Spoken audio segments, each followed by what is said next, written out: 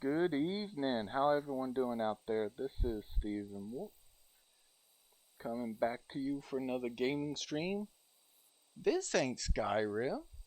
We've been doing Skyrim for so long, and this ain't that. No, this is another game I want to bring to y'all, and I'm kind of breaking my rule of playing old games with this because this came out this year, 2022. Forgive me for taking drinks every so often through here, drinks of water. My mouth a little dried out today, but yeah, this game is. I played it a few weeks back, and I just thought it was amazing. It is a great little storytelling game, and as y'all know, that's basically how I am about because it's all about the story of the game. This one's great, and I love the beginning menu of this because you're just staring at a book next to a light. Gives you old school vibes. Like it, even if you didn't read, because you see the wood floor on the read like that as a kid, it still has a nostalgic feeling. I mean, I was not a big reader as a kid, and I feel nostalgic from it because it just seems real cool. But I'm gonna get to it. This is about a 6 to 8 hour game, depending how you play. I think that's about how long it took me. But I really liked it. Now you see, there's gonna be several stories to it, but we're actually gonna start a new game to this. Well, progress will be like, yeah, that's fine. We'll get back through it again. That's the one of the things about it is that I like. Here we go. One thing that I liked about it is that it gives you so many options. I guess the book wants us to open it. I'm gonna have commentary through this. I'm gonna have commentary through this, but I'm gonna let it kind of read to us for a bit. So here we go. Allow me to introduce you to my book. Though it might at first appear like many books you've come across, it is far from ordinary. You may, therefore, have some misunderstandings about its nature. The story that awaits you has not been fully told. In fact, its conclusion is not yet known, even to myself. It is in that way that my book is special. It is in that way that you are special.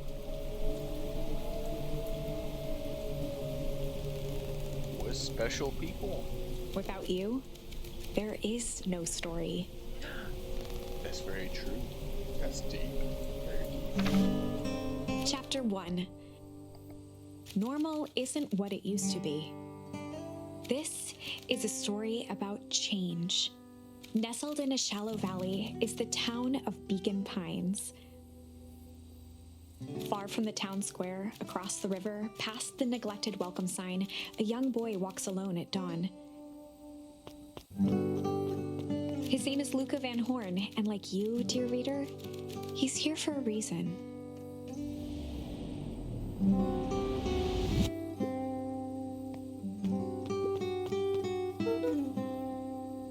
See, that's the other thing about the story. It right at the beginning, it tries to tug at your heartstrings.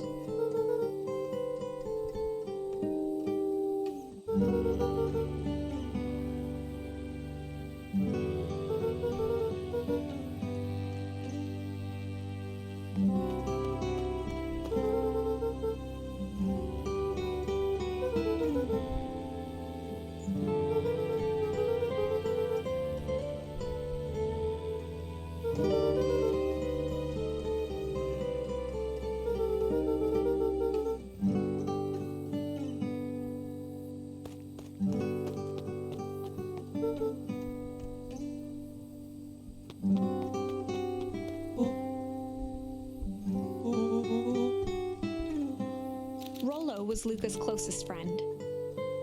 He possessed many fine qualities, but subtlety was not one of them.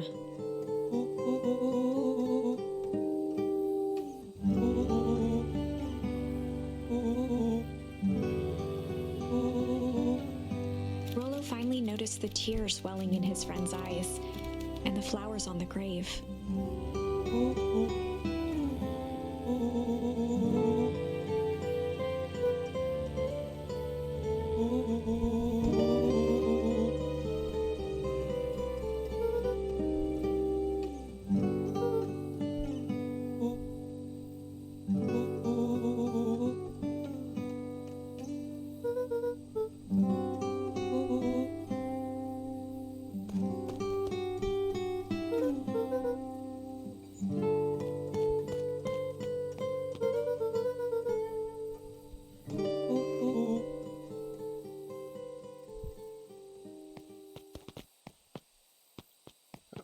bounce.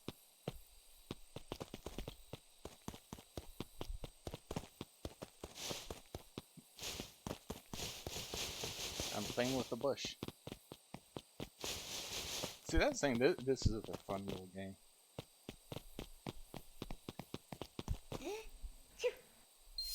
That's so freaking adorable. Please, someone clip that.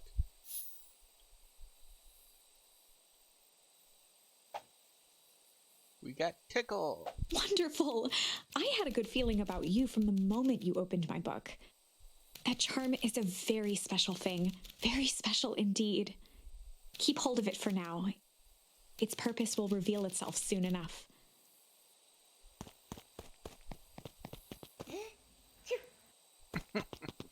Yes, I'm gonna have fun just letting him sneeze. I love too how when he sneezes, all the other flowers nearby will. I gotta let the flowers come back. See, wipes them all out in one little spot. Okay, go ahead up. One more sneeze.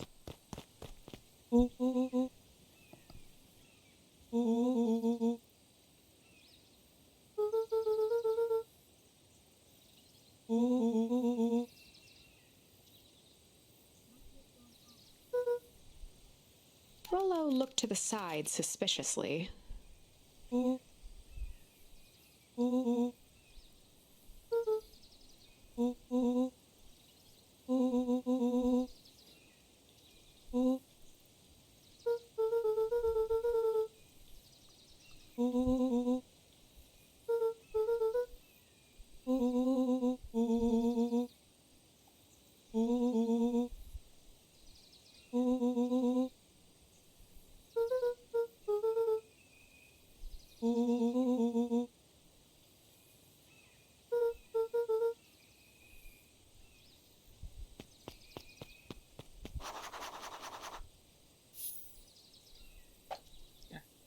Got our mission and we got our tickles. That's one of the things about this game too that I like is you can explore everything. And Dear reader, forgive me for this interlude. no problem. I'll finish speaking after you. Remember that charm you found in the dandelion patch? There are more of those special charms to discover throughout Beacon Pines. They've been known to reveal themselves to those who are willing. Some of them can be found in this very house. Like I was saying, Since Gran had moved in, the house was more peaceful, more orderly, and more covered in flowery fabric. as I was saying, yeah, you can just explore and find different things. Gran had already lit the fire. She kept a warm house, as if by grandmotherly obligation.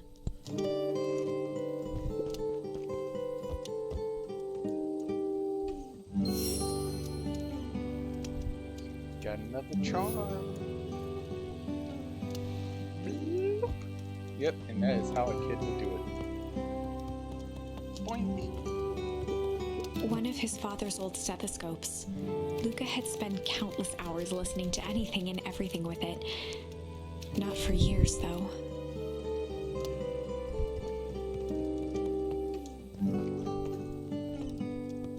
Just some dusty knickknacks.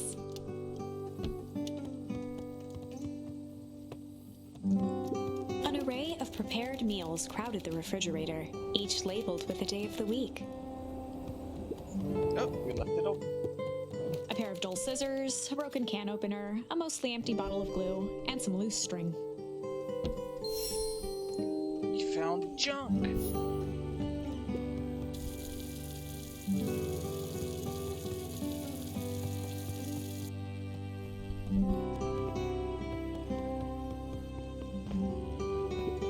The only piece of furniture Gran had brought when she moved in was an old hutch.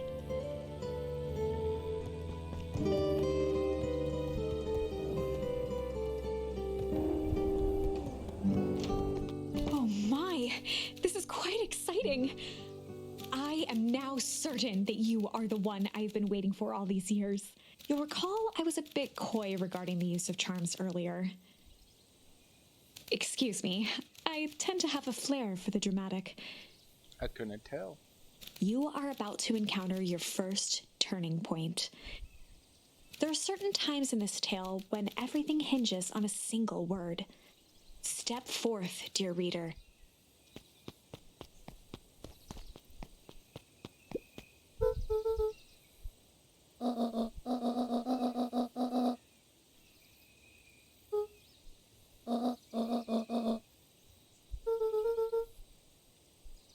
Lucas stared at his feet and muttered under his breath.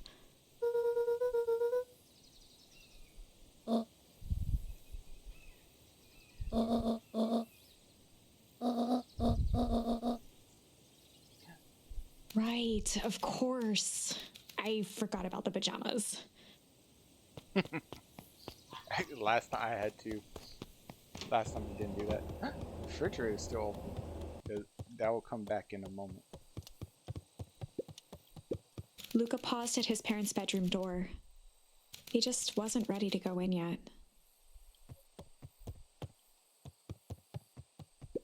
Gran had commandeered the upstairs closet when she moved in. Some things need shelter from a young boy's mischief, she said.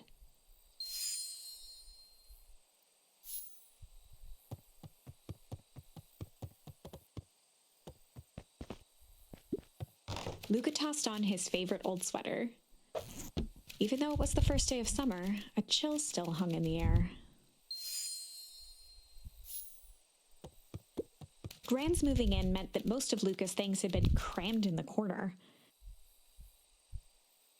Luca was somewhat annoyed by the situation.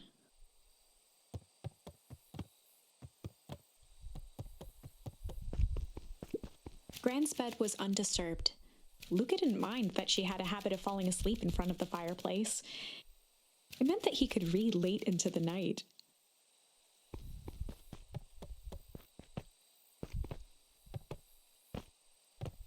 Bounce around the room just because we can. See if there's anything else.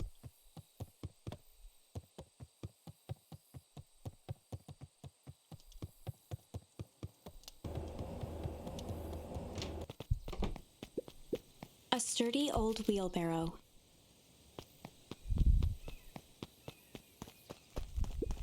A beginner's guide to gardening laid open on the bench.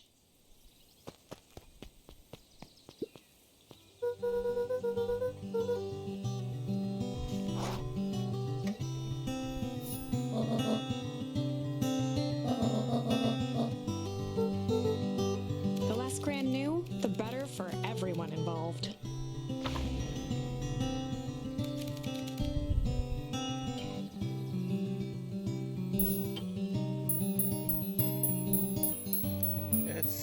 Let's go chill first. We were just gonna go chill for the day.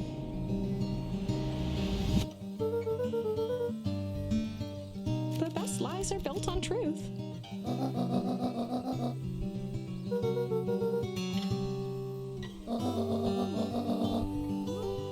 Easy. Impressive. You've managed to navigate your first turning point without too much of a mess. That is the power of charms. A single word can change everything.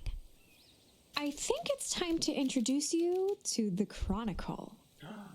What's the Chronicle? The Chronicle is a record of the decisions you've made. You can see the turning point, which has been revealed. At any time, you can use the Chronicle to go back and invoke different charms, creating new branches. Luckily for us, this is the one and only turning point where the charms won't dramatically alter fate. It's the perfect opportunity to experiment with rewriting things. The grand jury. He's talking to Gran. Let's go ponder for the day. We were just gonna go ponder for the day.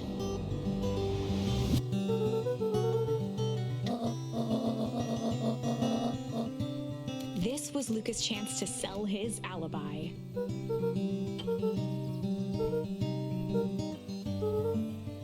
Nailed it. Sounds like a 12-year-old.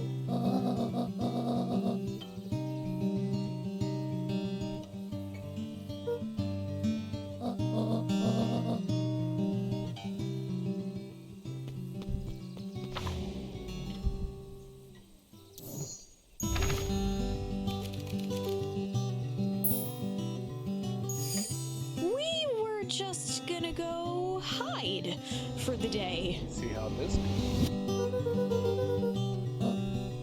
Traditionally, when one is trying to hide something, they avoid literally using the word hide.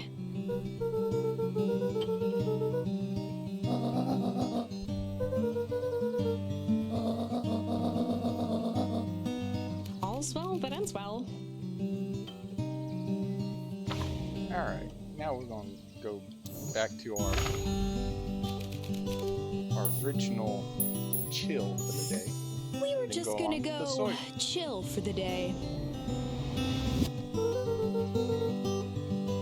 The best lies are built on truth.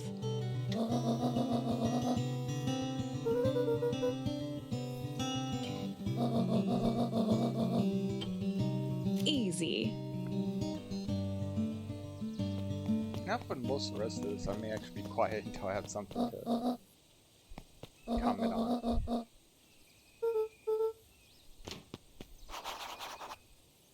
Yeah, next objective, we're in trouble with Rolo. And we're leaving the refrigerator open. Hehehe.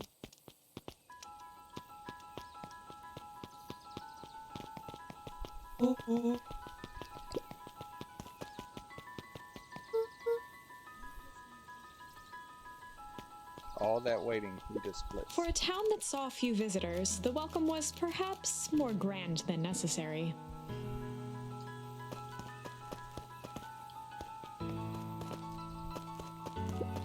The road leading to Beacon Pines was long and uninspiring, a sort of natural barrier for the impatient.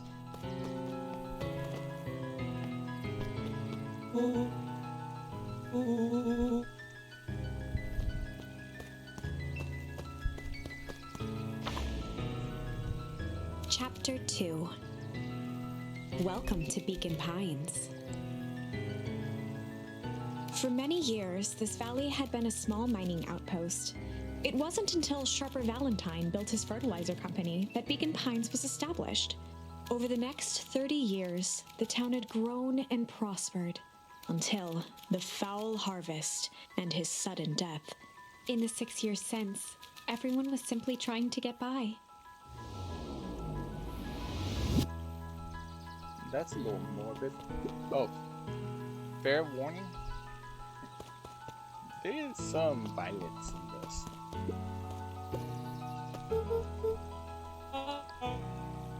William Kerr was the CEO of Perennial Harvest Company. He had become a fixture around town over the past few years. After the failing of Valentine Fertilizer, the town was hungry to welcome a new source of employment.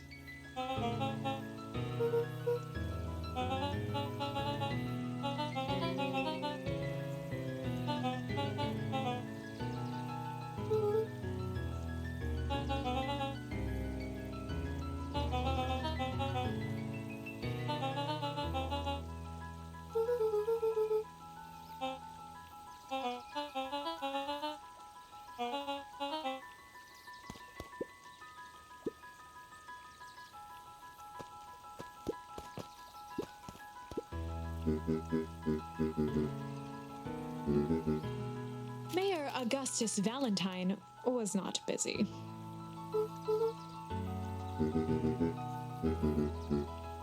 Flustered, Gus instinctively loosened his tie.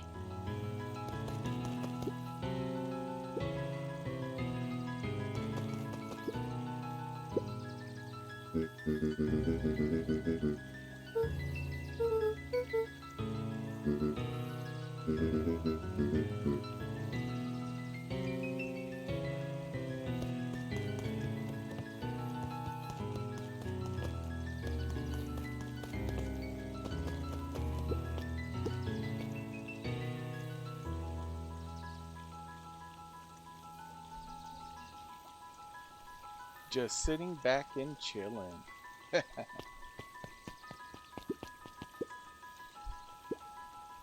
Mr. Sinclair continued snoring and lifted one eyelid just enough to see who it was, a tactic he often used to avoid undesirable conversation.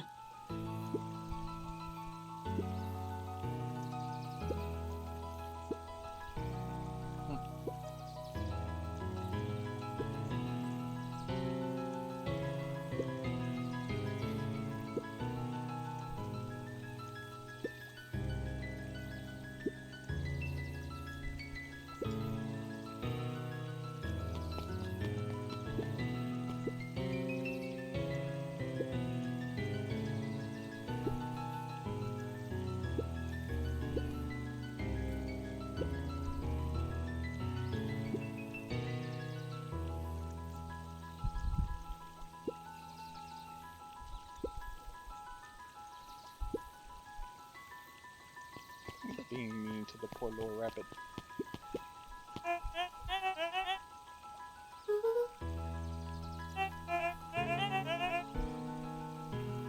He pulled a pen from the pocket of his sweater vest and began to frantically jot something down on a clipboard.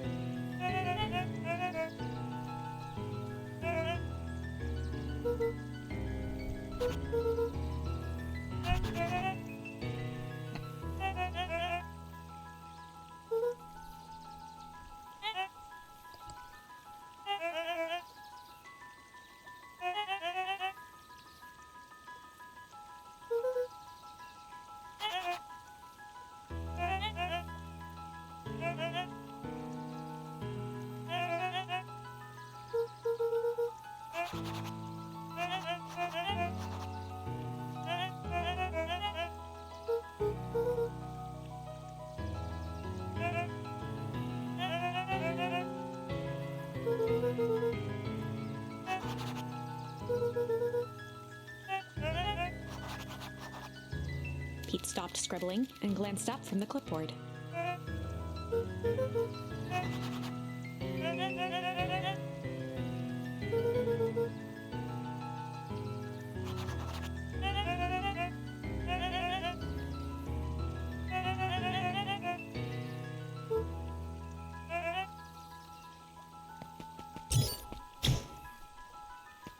That weird little dude.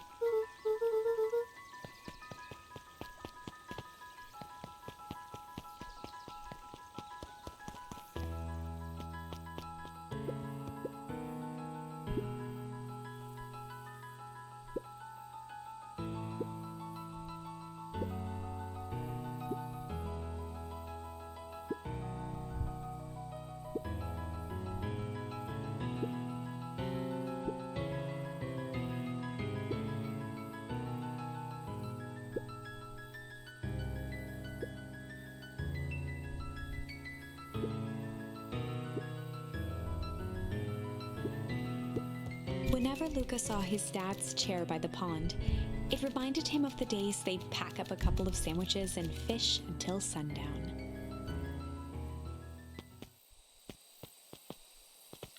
Oh, little Luca.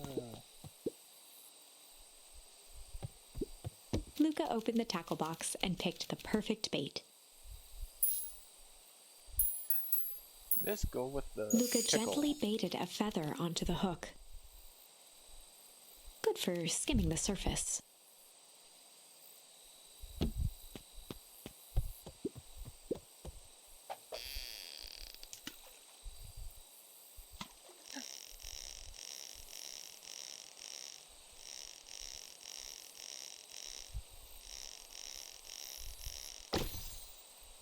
We caught a duck. Oh, his old rubber duck.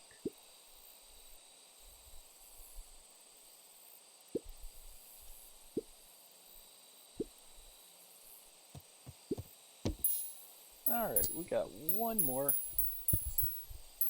Okay, Luca stop. tied a shoestring to the hook.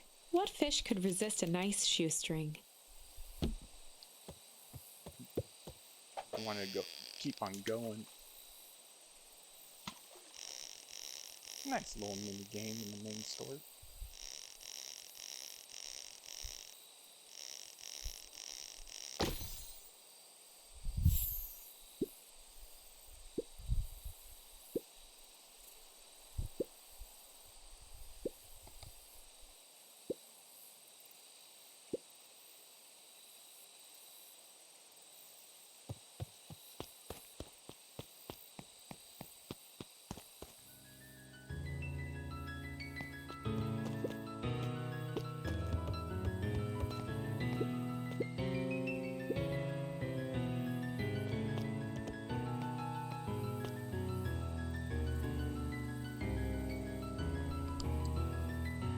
right?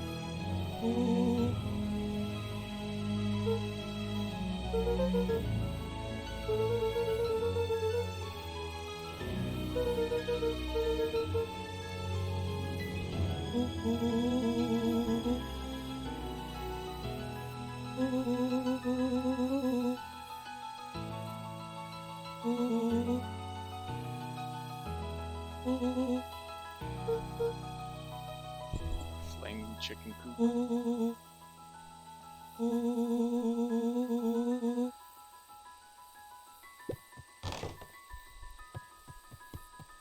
Luca's winter coat decommissioned for the summer. With the cold holding out longer than usual, he reconsidered its usefulness. On certain nights, when the clouds were just right, the boys could tune into strange patterns of static. Rollo thinks it's aliens. He always thinks it's aliens.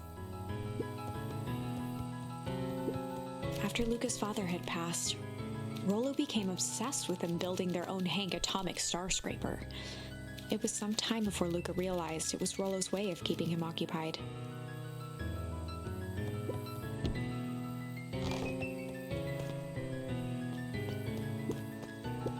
The boys had a good thing going. As long as they kept old Jeff happy, they had an endless source of precious materials to add to the treehouse.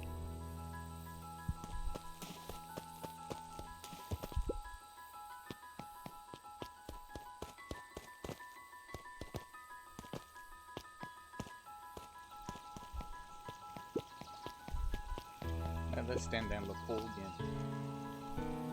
Looking cool. Okay.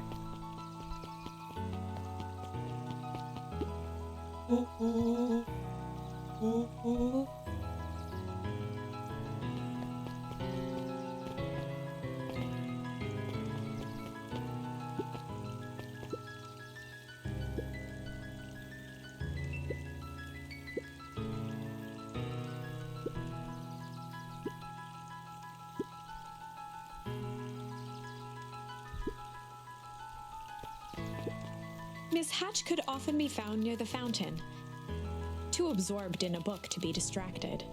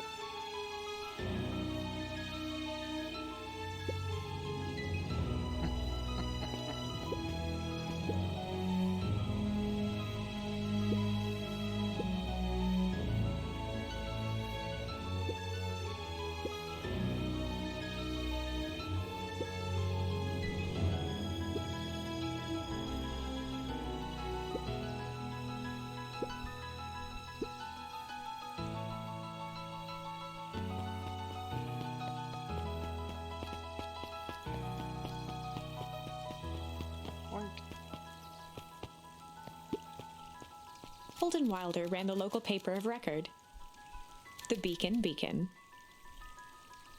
Clever.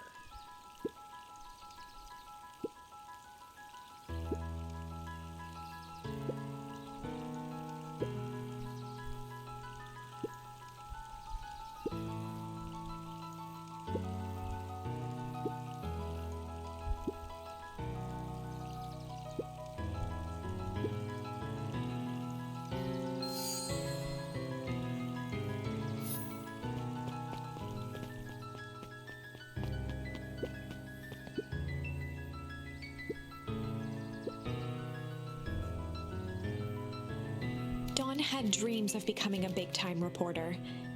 At night, she searched for the story that could be her big break. By day, she hawked papers at the newsstand.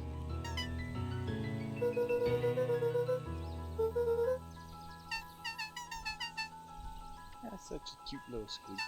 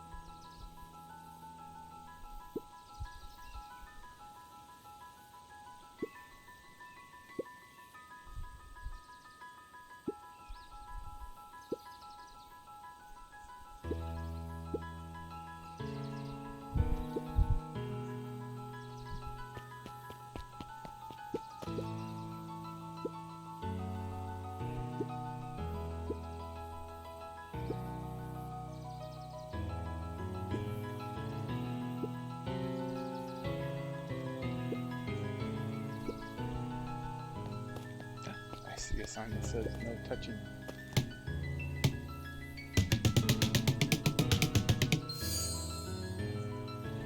Smack.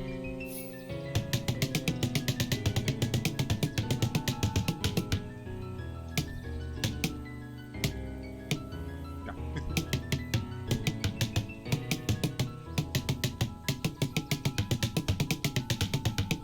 Okay. I think we beat the watermelon enough. Whee! Smack. Oh. Uh-oh. Oh, right. Rendezvous with Roxy. This is an important turning point. The first time where your charms will change the course of fate. And currently, we only have one suitable charm at our disposal. Have no fear, we can always return later using the Chronicle once we find more charms. Well, now I'm just rambling. Where were we?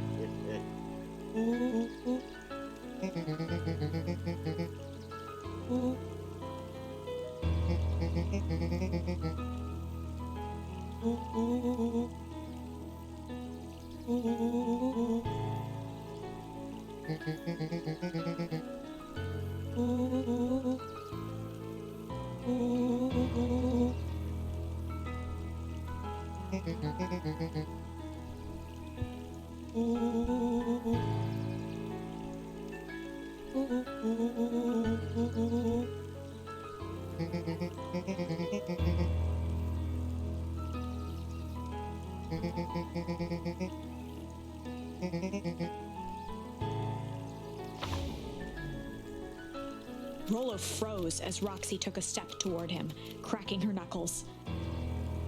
Luca knew he had one chance to save his friend from being dragged home.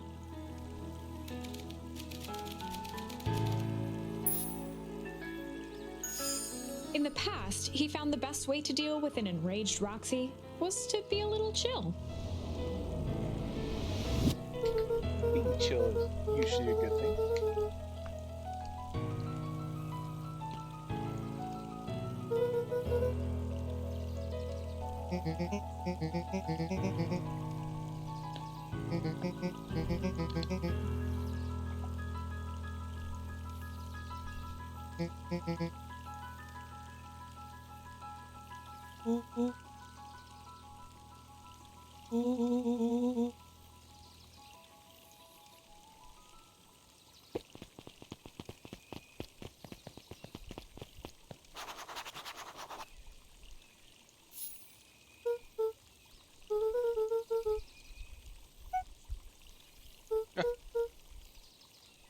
That was an instant downer.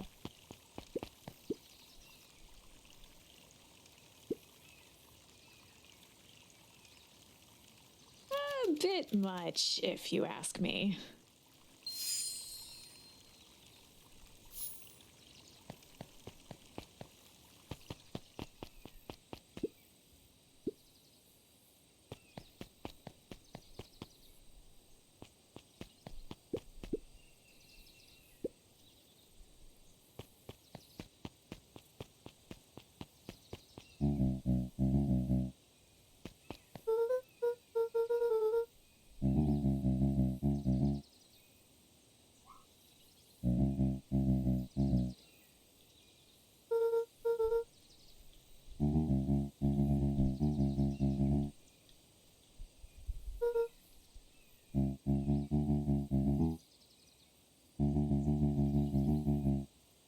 A promise Gran regretted the second it was made.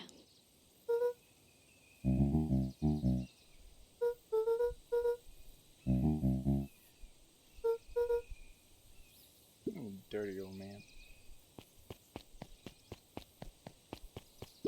The phone booth was brand new, part of Perennial Harvest's Beacon Pines Reborn initiative. It didn't see much use.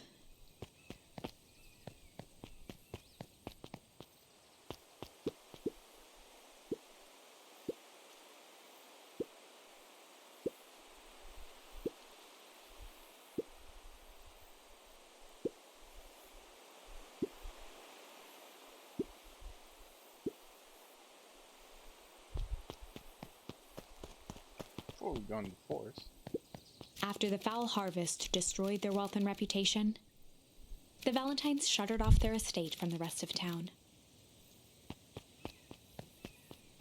The Valentine Mansion loomed over every other building in town, both figuratively and literally.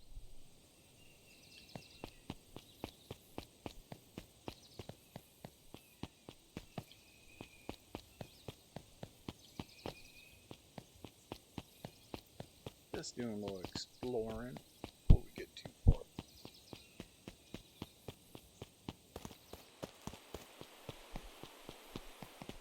The path led into a small hollow at the edge of Weepwood.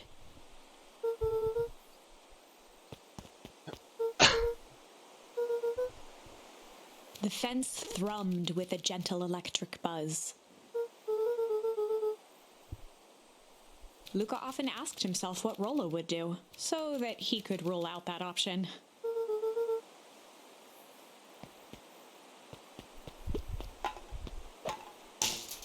As sparks flew from the fence, the light atop that section shut off. 2 bulbs remained.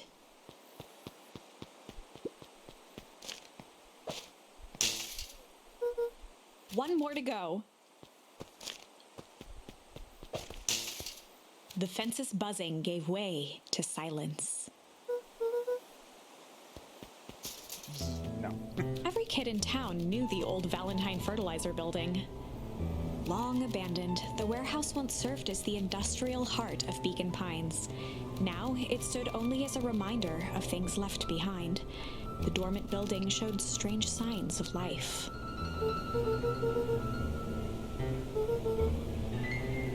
There was only one way to find out.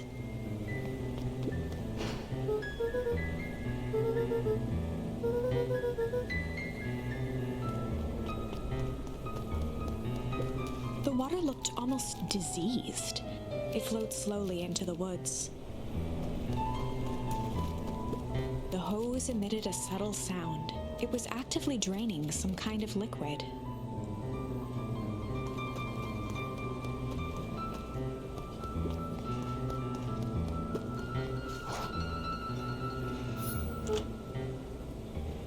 Luca thought he heard faint sounds coming from the other side of the door. He pressed his ear against the cold metal to hear better. The sound of footsteps grew louder.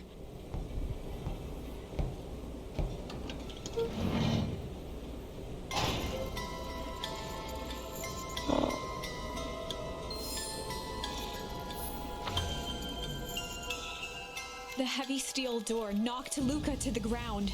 Disoriented, he looked up to see an imposing figure silhouetted in a green glow. It lunged toward him. He tried to scramble away, but felt a gloved hand latch onto his ankle. Luca watched his fingernails leave trails in the dirt as the hand slowly dragged him back through the door, into the lab, into the green light.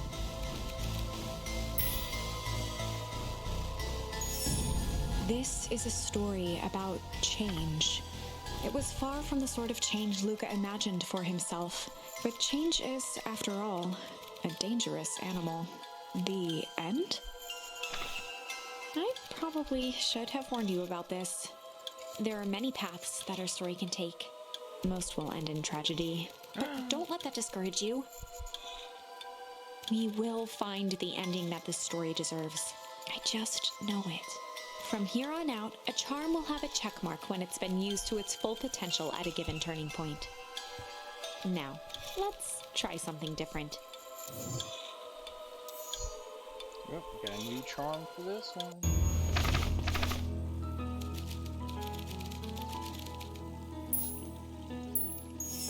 In the past, he found the best way to deal with an enraged Roxy was to be a little shit.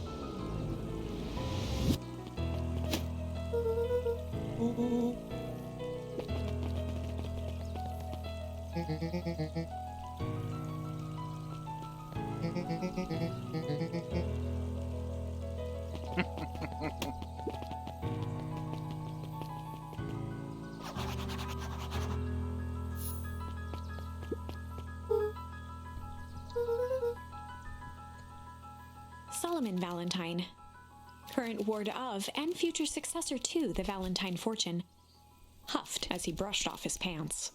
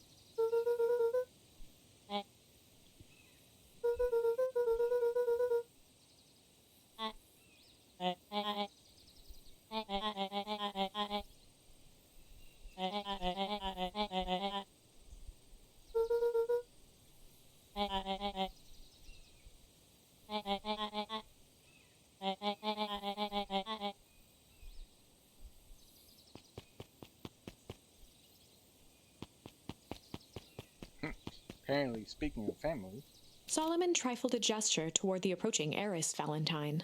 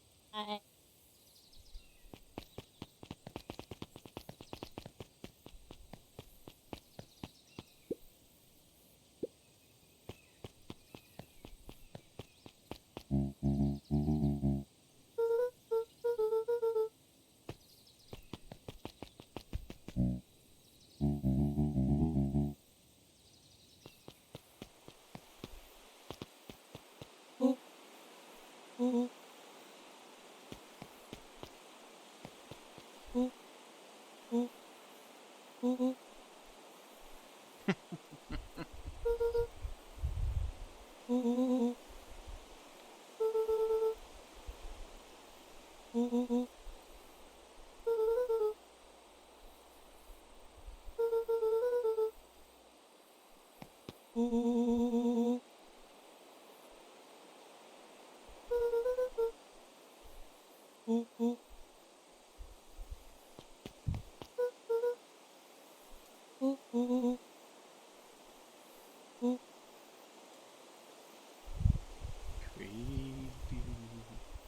Good thing it's Halloween soon.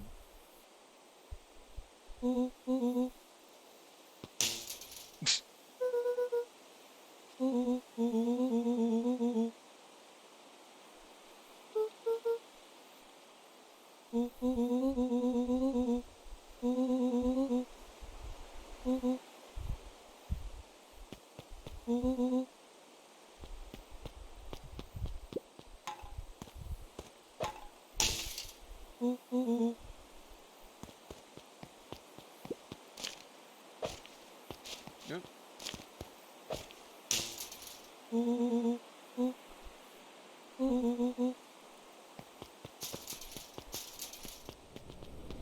As the glowing windows of the old warehouse came into view, Rollo began to bounce excitedly.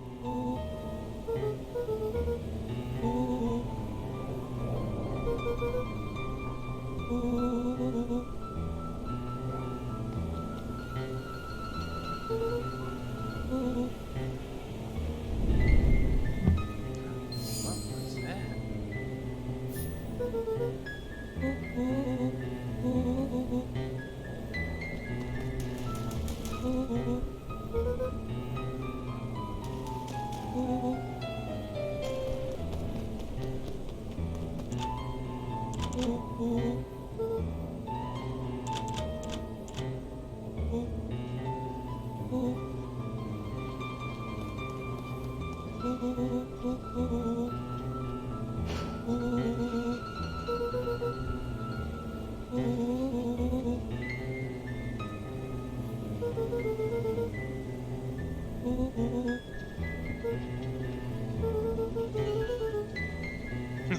That's messed up to tell your friend.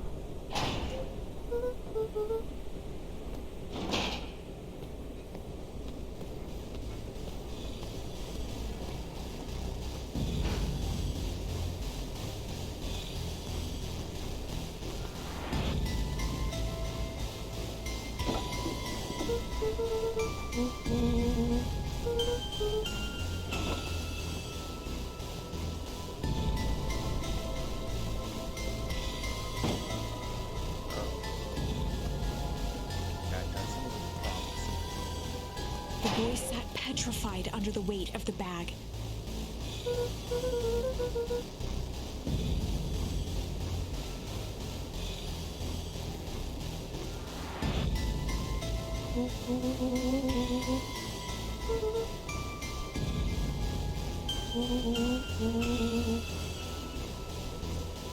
Rollo felt around at the large sack which burdened them. He snapped off a tag from just within a small zipper opening in the bag. Rollo held the badge up to a faint shaft of light within the dumpster.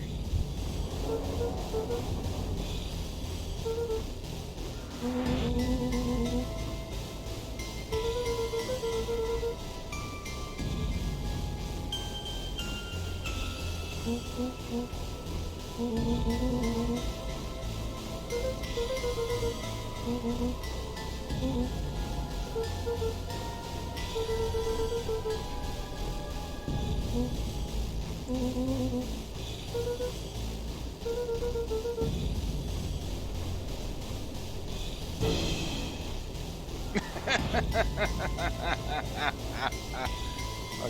I'm taking a screenshot of that.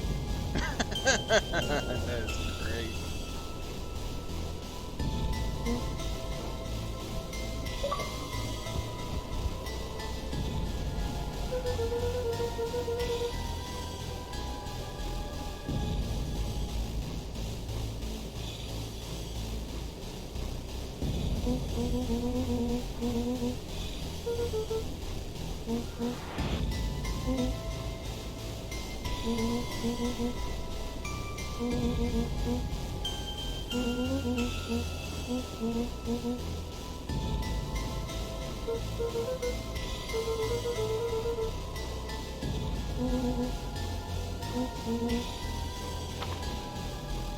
Lucas sat in the dark, tracking the sound of Rollo's footsteps as he ran. 1, 2, 3. He pressed his ear to the dumpster wall, straining to hear Rollo's footsteps as they faded away. 15, 16, 17. He tried not to think about the contents of the dumpster as he counted. 35, 36, 37. The thick stench made it hard to breathe. Screw it, that's long enough. Luca carefully lifted the lid, and nothing. No sign of Rollo, no sign of the man in the yellow suit. Time to haul ass. Luca clambered from the dumpster, stumbling to his knees. He was up like a shot and running, sprinting toward home as fast as he could. Beacon Pines flew by, blurred by the tears that welled up in his eyes. He wouldn't remember getting home at all that night. Throwing his front door open, storming up the stairs to his room, and surrendering to sleep almost as abruptly as he hit his pillow. Chapter 3. Finding a friend. The next morning, it was quieter than usual at the breakfast table. Only the sound of silverware and chewing interrupted the awkward silence.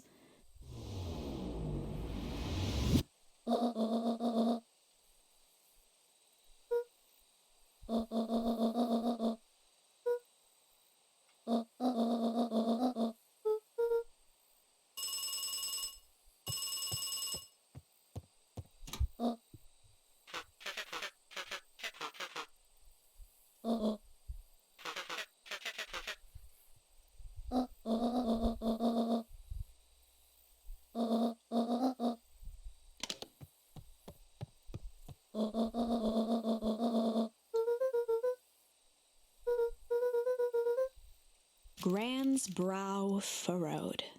She let out a long sigh. Her voice was quiet and even.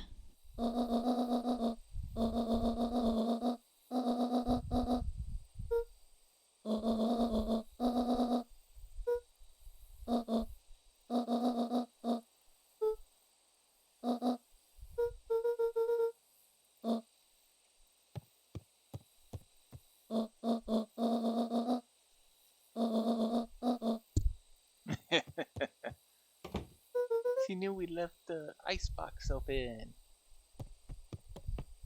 but did nothing but the drawer. Go dee.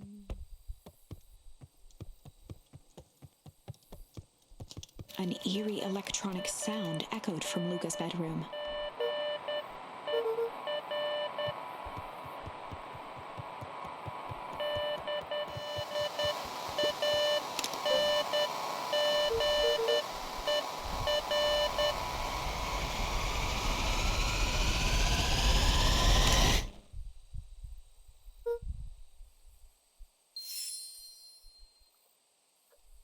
Dun dun dun.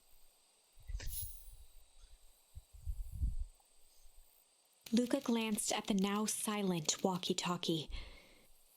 He wasn't sure what to think. Someone at the door.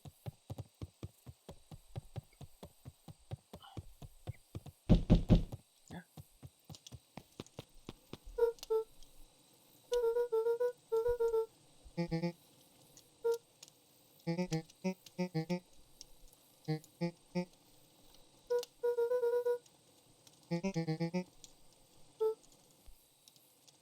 pit formed in Luca's stomach.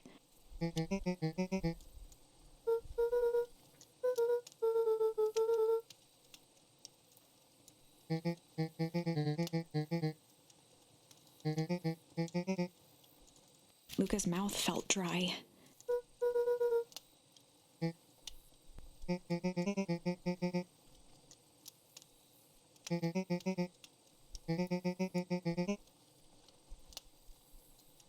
Luca could feel his heart beating in his throat.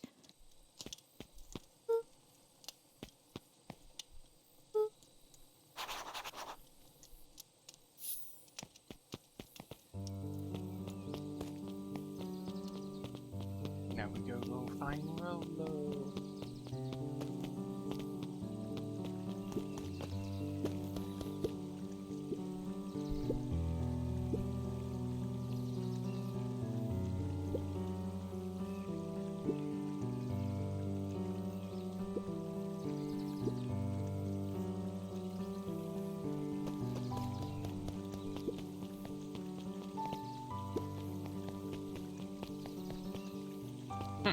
Still sleeping there from right there.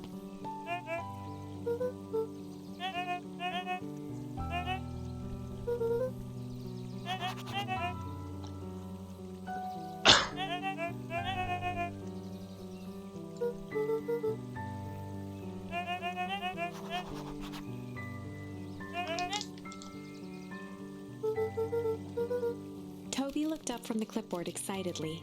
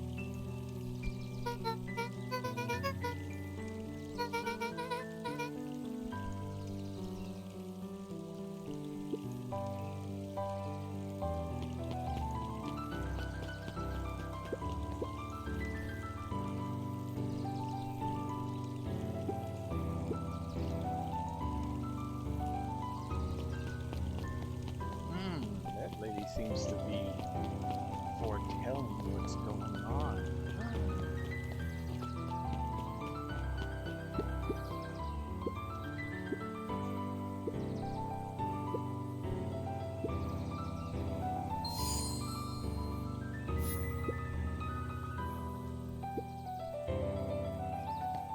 Let's go check out the history museum real quick.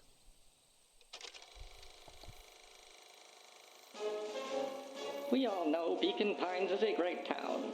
What you may not know is great towns grow from mighty roots. And that is why you cannot tell the story of Beacon Pines without telling the story of one Sharper Valentine. Young Sharper's keen intellect and strong moral fiber led to a grand vision. A vision of a community dedicated to a better tomorrow. In his own words, A better tomorrow is within our grasp, but it requires a singular mind to harness it. Lucky for us, he decided to grow that vision here, in Beacon Pine. And how does one grow a better tomorrow? With fertilizer, of course. Valentine's Fertilizer Company became the lifeblood of a town yearning for purpose. But then tragedy struck, a scientific experiment gone wrong. An accident which took Shopper away from us far too soon. To this day, we struggle to pick up the pieces. But one foul harvest isn't enough to stop the people of Beacon Pines. The spirit of Shopper Valentine lives on. It lives in the hearts of everyone with a dream for a better tomorrow. Together, we will follow his example and grow a bountiful future. Paid for by the Valentine family and the Valentine Fertilizer Company Reverence Fund.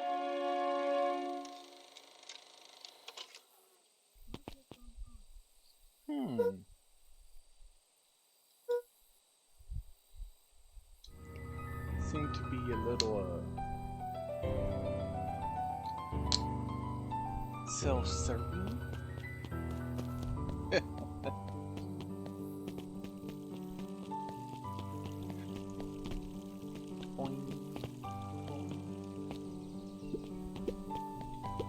Jeff's hardware closed down about a year ago.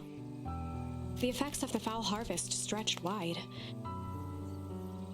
When there are no crops in the field, tractors don't need fixing.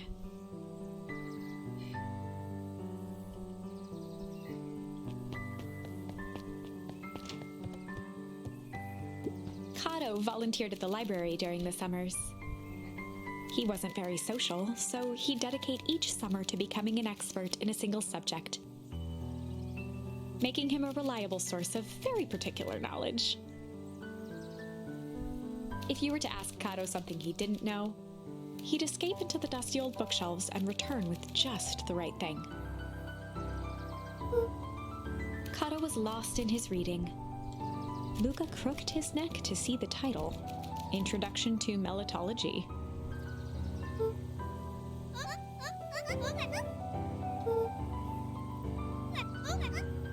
He gestured to the shelves.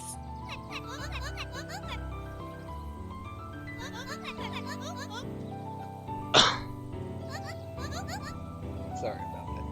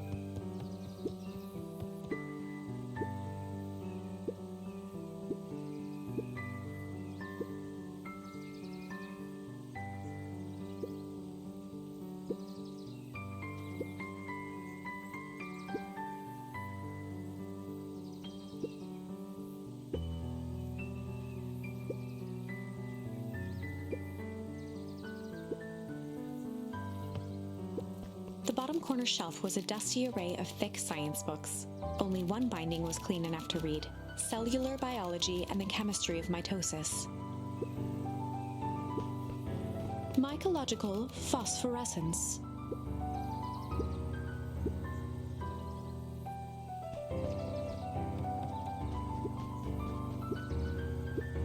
The entire top level of the library was devoted to comics, most of which were Hank Atomic and the myriad of lesser revered spin-offs.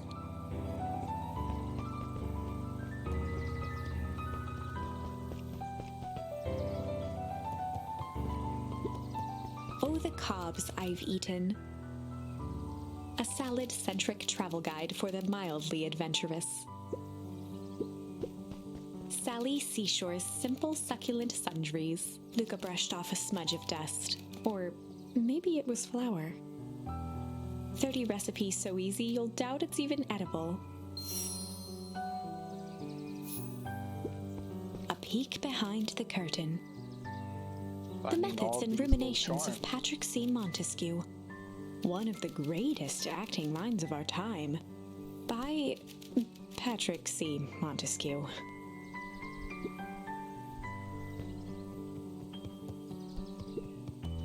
were rarely any actual new additions. Simply a variety of existing content rotated into the front display each week.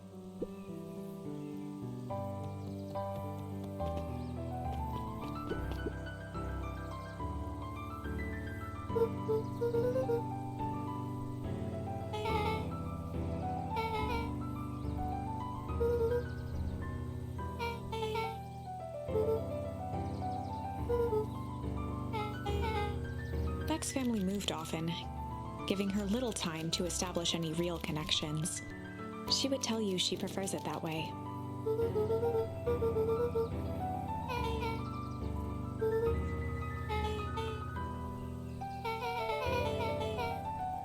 Luca shifted his feet uncomfortably.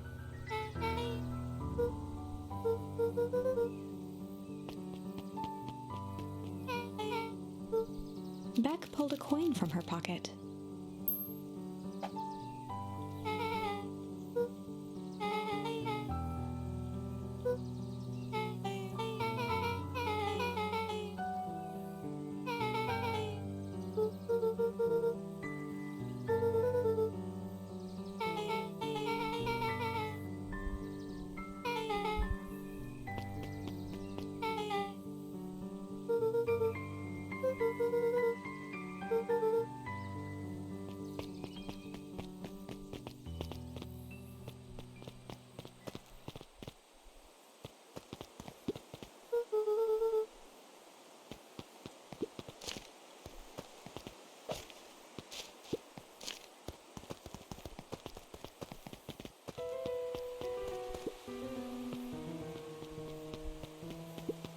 Luca felt a chill as he approached Beck.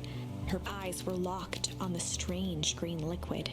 The nearby grass was coated in a fine layer of frost.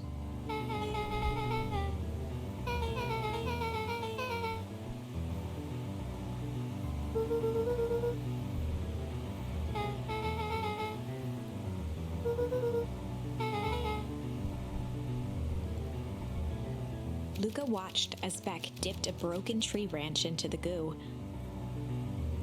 Beck's eyes widened as flowers grew from the dead wood. First small buds, which quickly bloomed into vibrant petals. As quickly as they had grown, the flowers began to shrivel and turn gray. Beck dropped the stick with a grunt of disgust.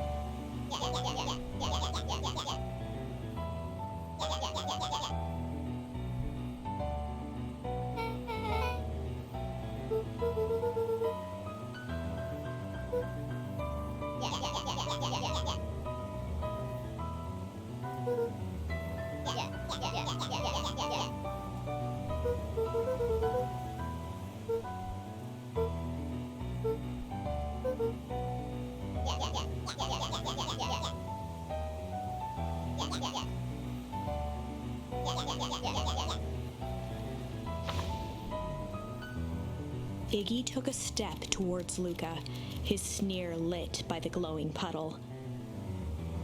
Beck could see tears welling in Luca's eyes. Some things about Beacon Pines were very different from the city. But a bully from a hayseed town is really no different from a city bully.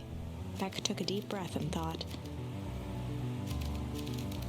Time to bust out the... Go with tickles first. Well, time to bust out the tickles.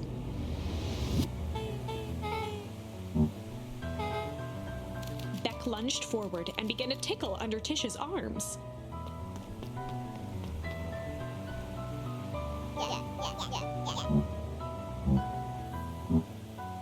Tears began to form in Tish's eyes as she gasped for breath between gales of laughter. Beck redoubled her efforts until Tish finally had had enough.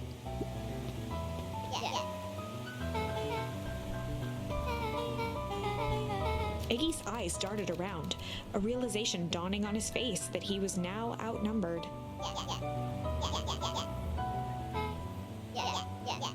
Iggy kicked at the puddle before making his escape.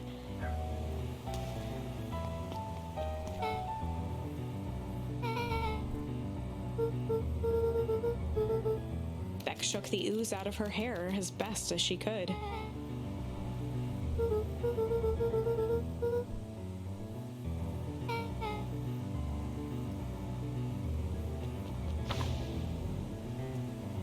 Chapter 4. The Best Policy. Luca paused for a moment, catching his breath. He'd only just met Beck, and somehow he already managed to drag her into this mess. Hopefully he could make it up to her. But finding Rollo was his primary concern.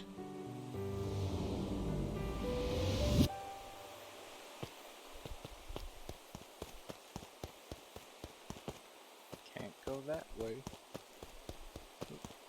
Come on. God, can't jump over the green stuff.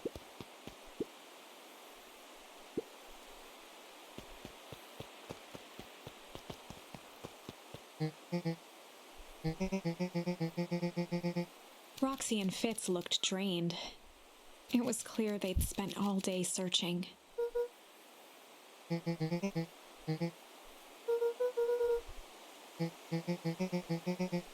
Roxy's temper could often be dismissed as the impatience of an older sibling, but this was the most intense Luca had ever seen her. Her eyes were wild and unfocused, looking straight through Luca.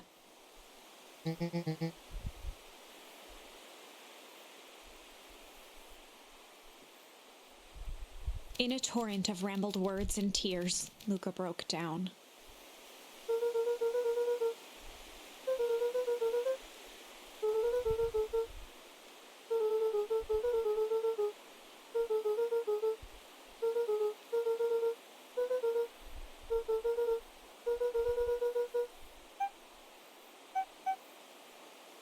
Roxy, still exhausted and angry, softened briefly as her eyes hunted the ground. With a determined sigh, she looked up at Luca.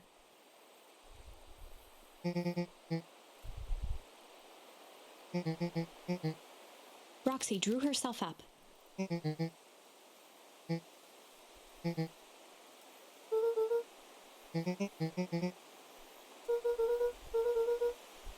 Roxy tried to think of the safest place to send Luca.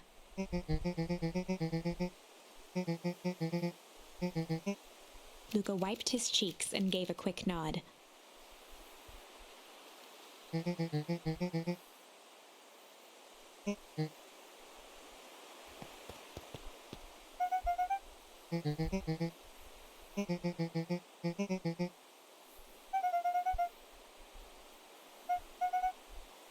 Looking into the puddle, Roxy rubbed her arms to warm up.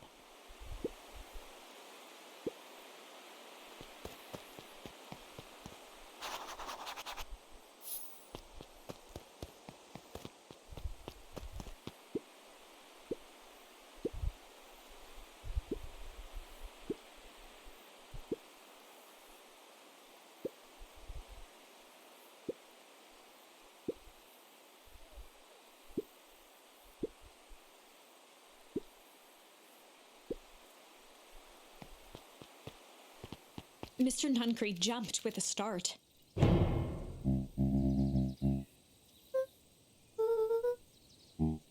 Luca motioned to the phone booth.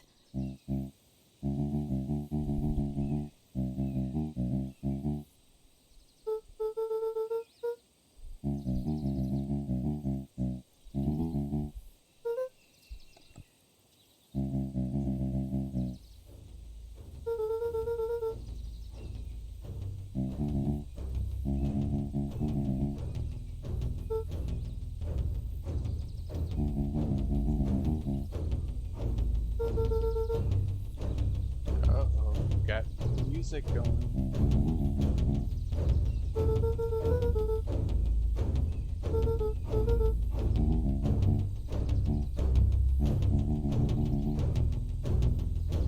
Mr. Nuncreed gently placed one of his substantial hands on Luca's shoulder.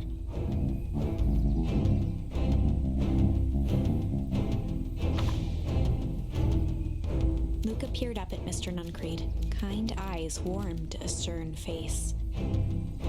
There was a deeper emotion hiding beneath it all. It was subtle, but Luca could sense something eating away at him. There was shame. There was a shame lurking behind those eyes. A deep sadness. If Mr. Nuncreed was that worried about Rollo, maybe he could help.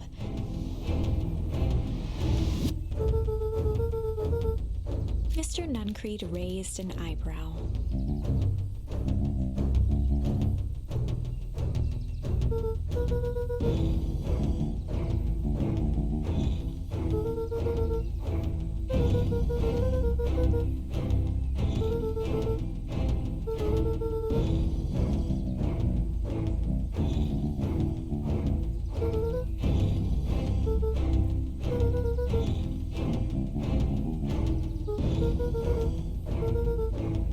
Mr. Nuncreed's shoulders slumped.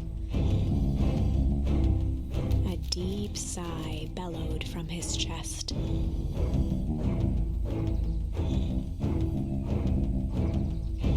Luca attempted to take a step back, but Nuncreed's hand clamped down on his shoulder.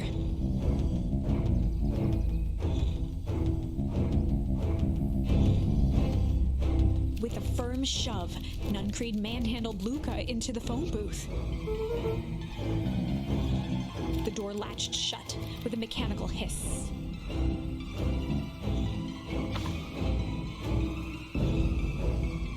As Luca pounded the glass, the floor dropped from under his feet.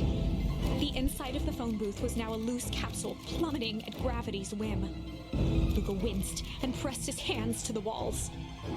As he braced for impact, the capsule hurried to a surprisingly smooth stop. He felt a cold rush of air and opened his eyes with hesitance. Two large figures in hazmat suits occluded his view. Luca heard the deep, resigned voice of Mr. Nuncreed over an intercom. He knows too much. The end. We died. Wait. No. This isn't the end. I know there's still much more. Somehow this went wrong. Okay, let's try something else.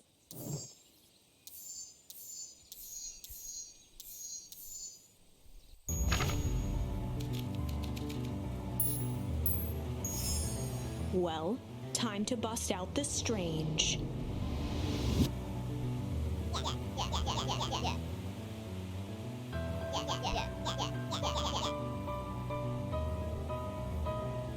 Beck stared in silence, the only sign of life being the twitch of an eye.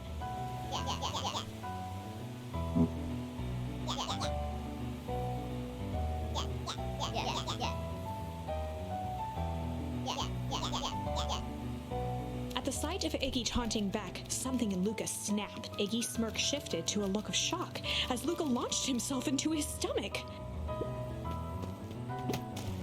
Iggy's clothes were drenched in the glowing ooze. Iggy's voice began to slur as he struggled to get up.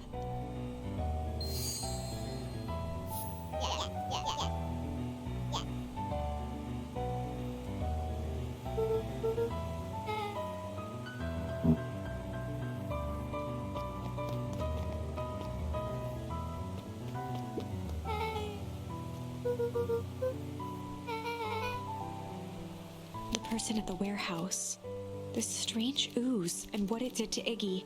Was Rollo caught up in all of this?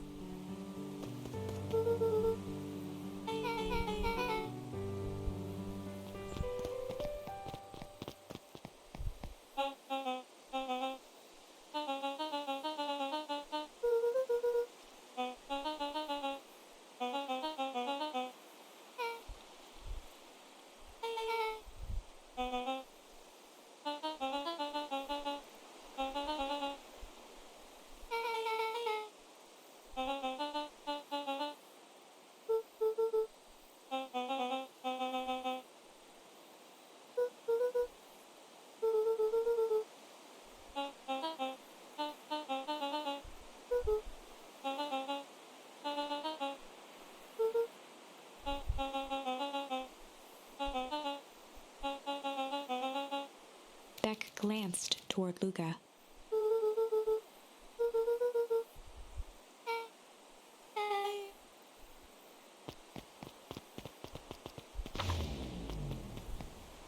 Rollo was safe. A wave of relief washed over Luca, which was quickly replaced by a sense of dread. Gran is going to kill me. If he hurried, he might just make it home before sundown. Chapter 4. Our harvest awaits. Luca took a deep breath and gingerly opened the door, steeling himself for Gran's wrath.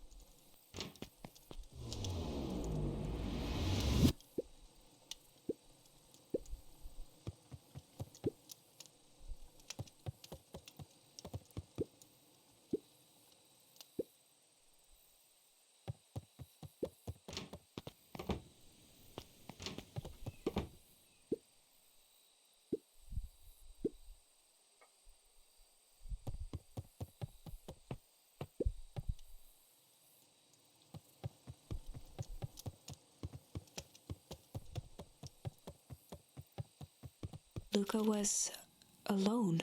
The house was empty.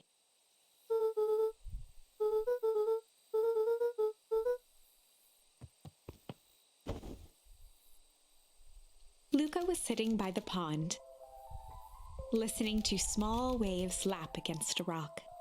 His father sat in a folding chair in front of him. Without turning, he spoke. "Why don't you grab me some nice bait?" "Sure thing, Dad." Luca hopped over to the tackle box and popped open the lid. Inside was a rolling, buzzing mass. "We're fishing with bees?" Luca's father gave a warm chuckle. "Well, you catch more fish with bees than honey. Pick us out a good one." Luca closed his eyes and plucked out a bee. He could feel its wings struggle between his finger and thumb. Holding it at arm's length, he hurried over. His father deftly baited the hook and examined his work. "Interesting choice." With a practiced flick of the wrist, the line buzzed in a graceful arc. The water accepted it without a splash or ripple. The wrong choice, but I respect it. The pond began to freeze over.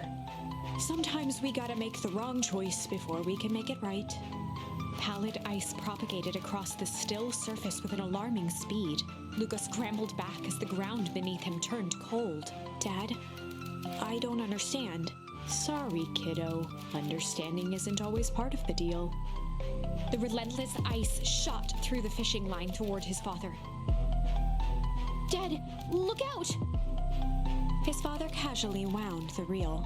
"None of it's your fault, you know. Never was." "Dad, we have to go!" Luca grabbed his father's shoulders, trying to pull him away. "Please, you have to run!" The ice crackled as it spread across his father's hands. "That's the thing about fishing, Luca." His chest began to crystallize. You toss your hook in, and you never know what you're gonna pull out. A shock of searing cold ran up Luca's arms. He gave one last desperate tug. The chair tipped backwards in a single frozen mass. Luca tried to stop the momentum, but it was too late. He watched the icy form of his father slam into the hard ground, shattering into 1,000 pieces that crowded around his feet. "Dad, I don't understand. What does all this mean?" The gentle rustle of leaves was the only reply.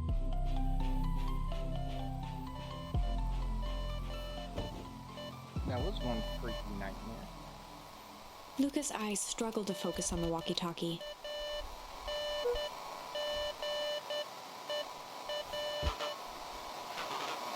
Faintly, he could hear Rollo amongst the noise.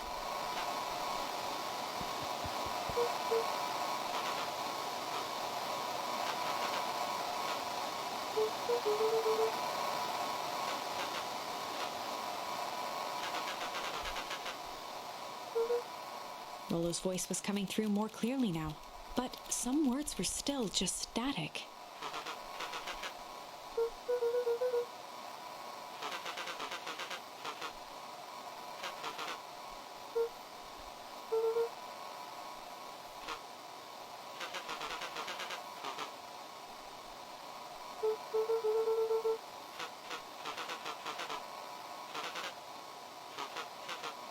The signal went silent. Luca held still, waiting for a response. His pounding heartbeat marking the passage of time.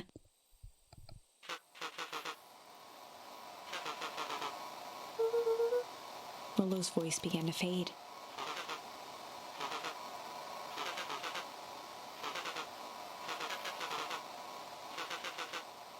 With that, the signal died for good.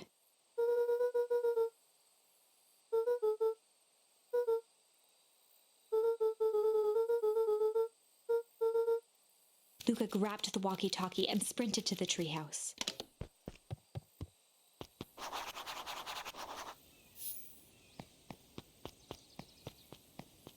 Luca heard a group of footsteps approaching. He dashed behind the bushes to avoid being spotted.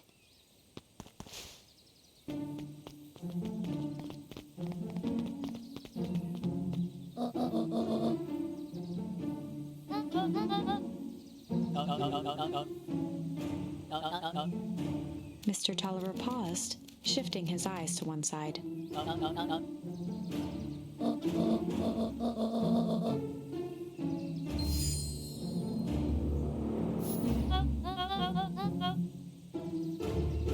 Mr. Tolliver took one long, quiet breath.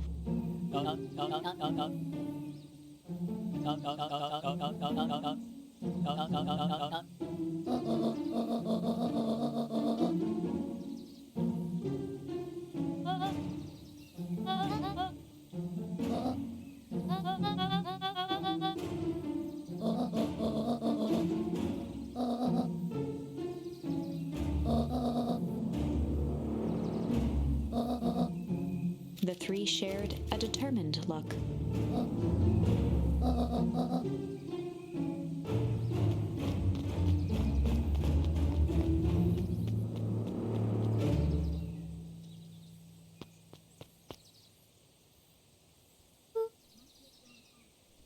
Did she see him?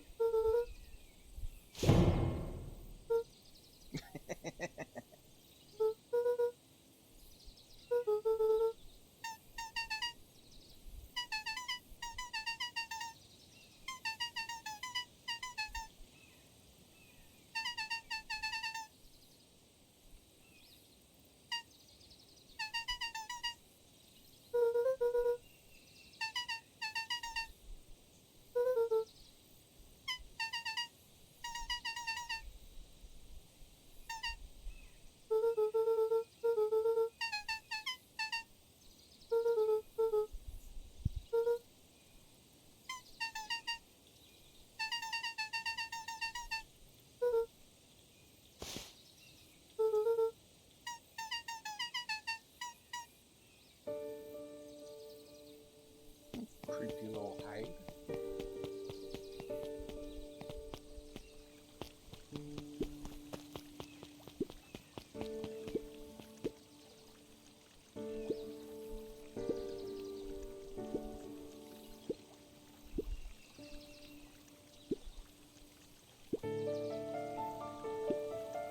The two boys shared a mischievous grin.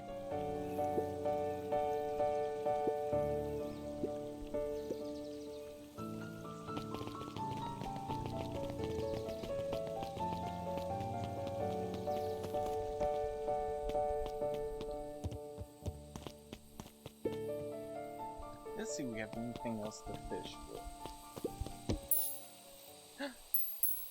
We do. Luca stuck a toy stretchy hand onto the hook. Those things always get dirty anyway.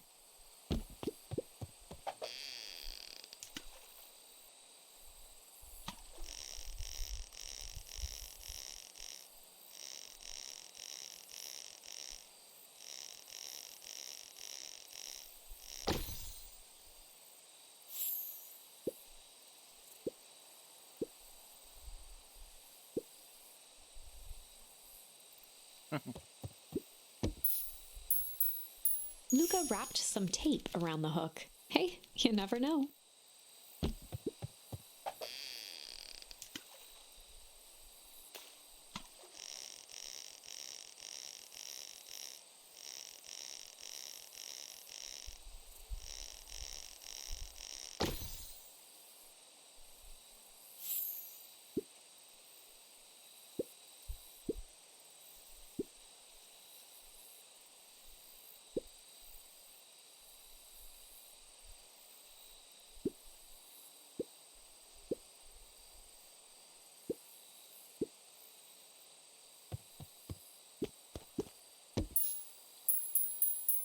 Luca placed a sinker on the line.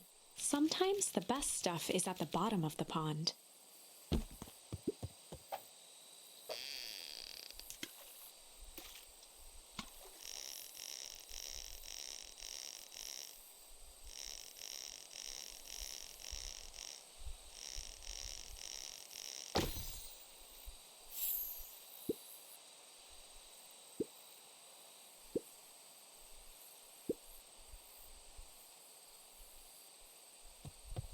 Let's see what happens if we go all red on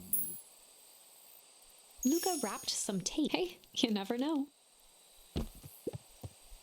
the line when trying to fish in.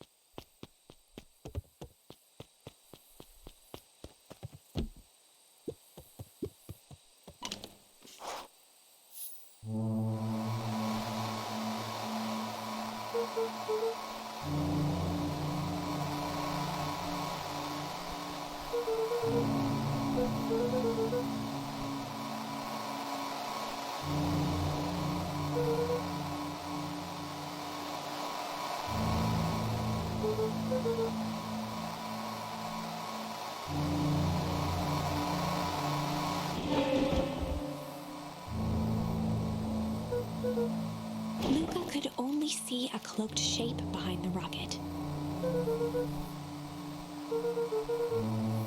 He strained to hear as a muffled voice began.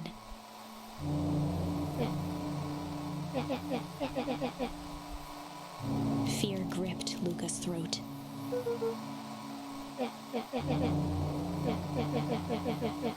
Luca stared at the ground for a moment, trying to place the dampened voice.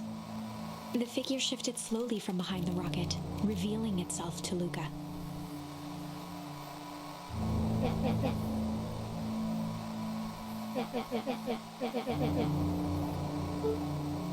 Luca reached over empathetically. Iggy's tone jolted to dejected anger. Luca slumped to the ground, overwhelmed by guilt.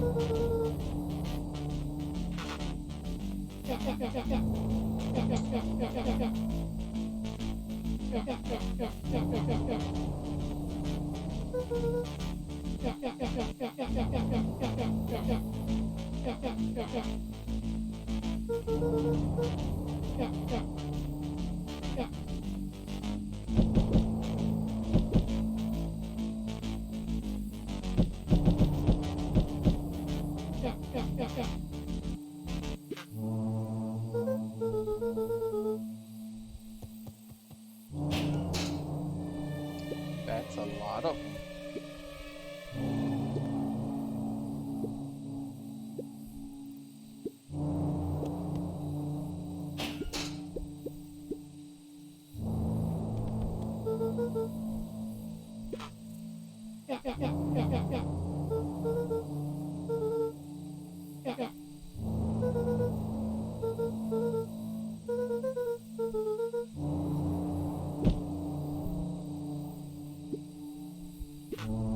Iggy slumped to his knees.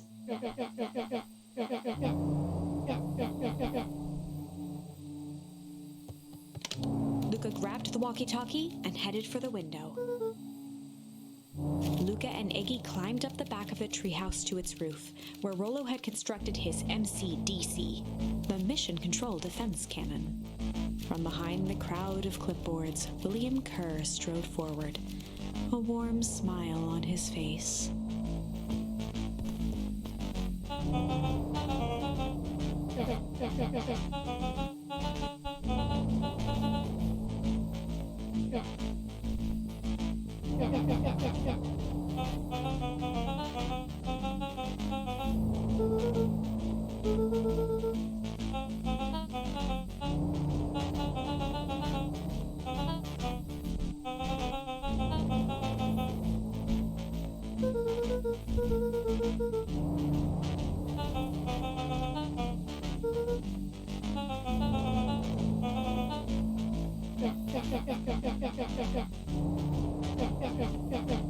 Kerr's smile faltered.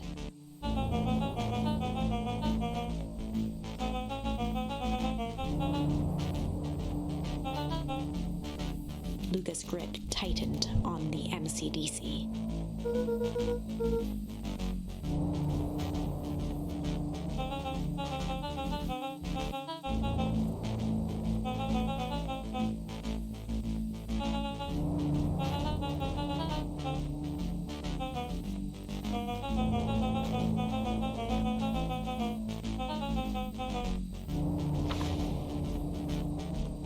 Luca's mind raced. He was caught in a trap. What do you do when there's no hope? Iggy wiped his cheeks with a sleeve. What are you gonna do, Luca?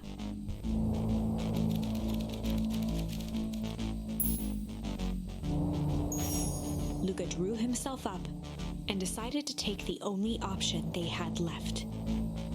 Fight. He swung the Mission Control Defense Cannon around, aiming it confidently at the smirking face of William Kerr.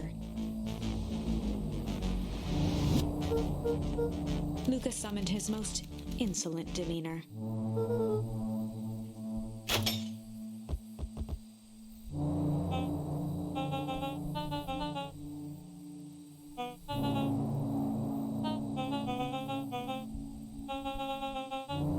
Kerr turned his back on the two boys.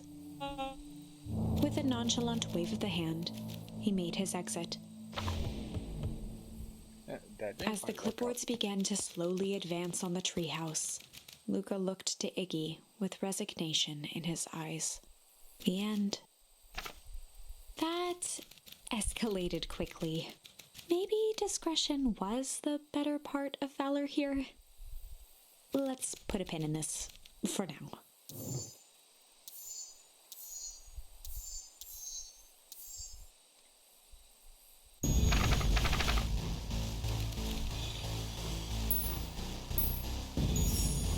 This is a story about struggle. Luca could hear a machine humming somewhere nearby. He felt around wildly, searching for something, anything that could help. His hands found a hard object, maybe a tile? He yanked it free, lifting the cold stone. Let me go! Luca swung the tile as hard as he could at the shape that still held fast to his leg. He heard the crack of glass as the stone hit the assailant's mask. With a muffled yelp, the hand let go. Luca was free and scrambled to the door. He never looked back once on the long run home. Chapter 3. Everything's fine. The next morning, it was quieter than usual at the breakfast table. Only the sound of silverware and chewing interrupted the awkward silence.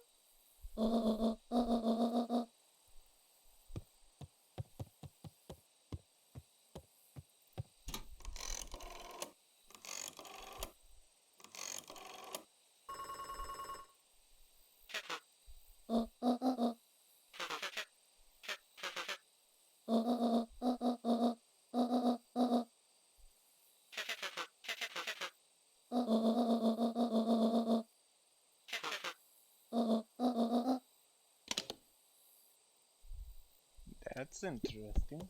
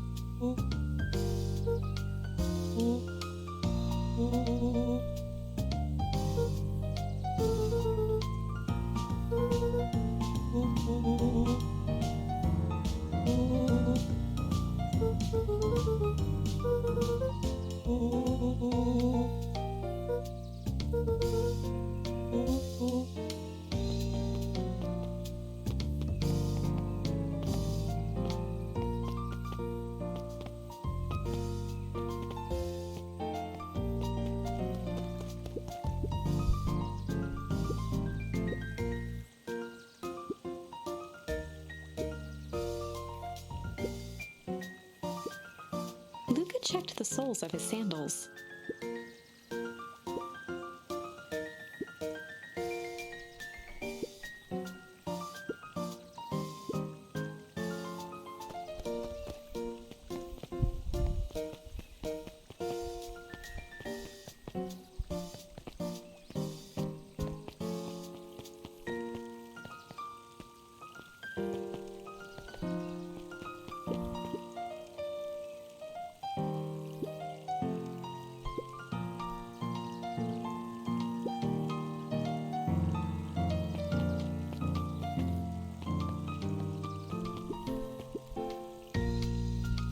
Eris Valentine, oldest of Sharper Valentine's children, and heir to the Valentine fortune, had a way of making questions seem like demands.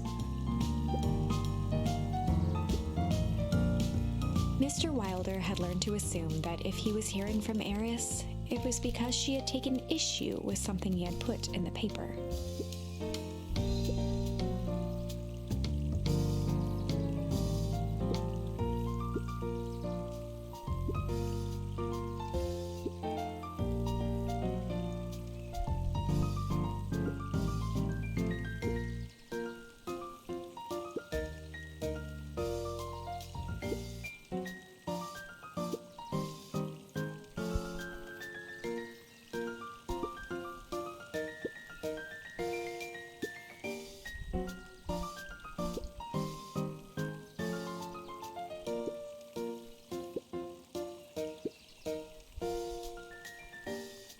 Mr. Wilder averted his gaze and began to polish his monocle.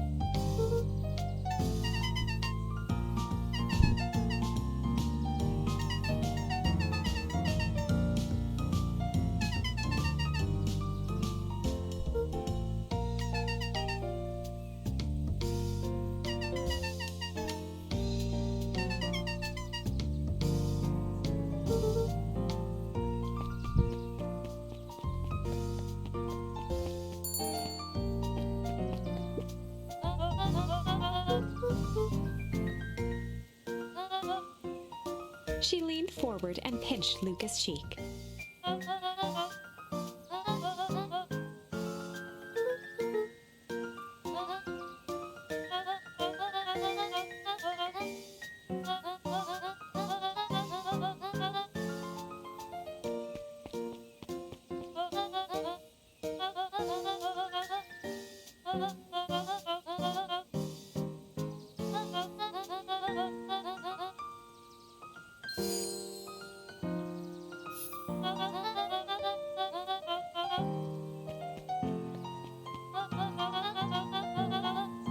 Luca shifted the basket uncomfortably.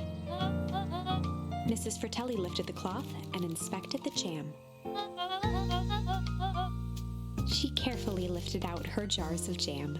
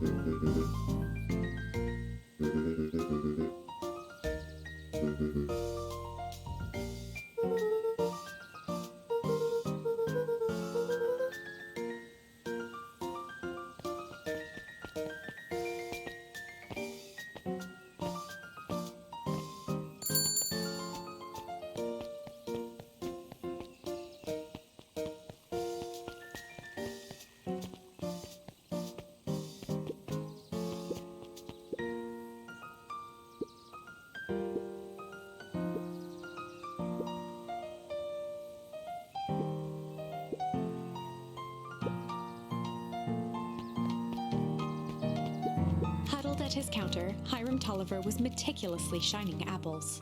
More accurately, Hiram Tolliver was meticulously shining one apple. With a yelp, Mr. Tolliver fumbled the apple, flailing at the air as it fell. He leaned forward, and lo, he leaned in a bit further. Mr. Tolliver leaned back, speaking loud enough for anyone to hear. He reached forward and snapped up the jars of jam, giving Luca a little wink.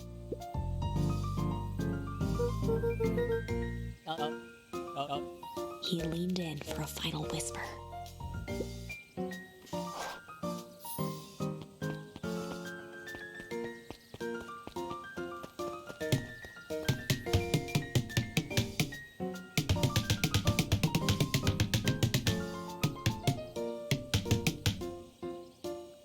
We can still whack it. Yay.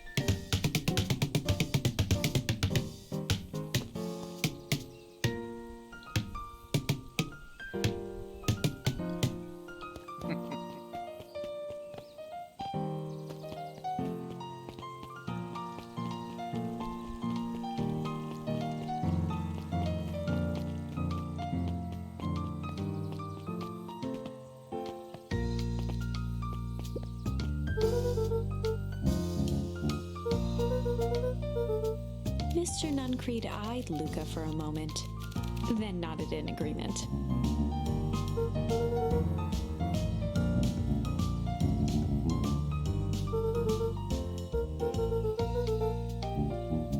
Nuncreed snatched the basket from Luca.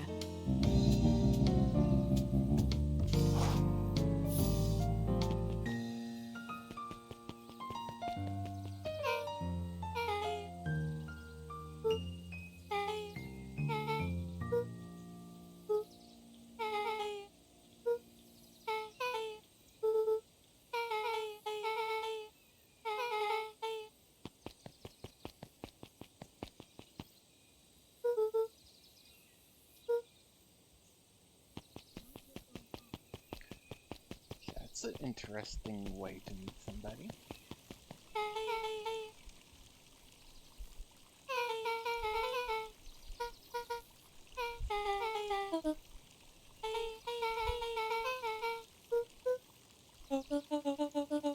Beck locked eyes with Luke. The look on her face was equal parts expectant and desperate.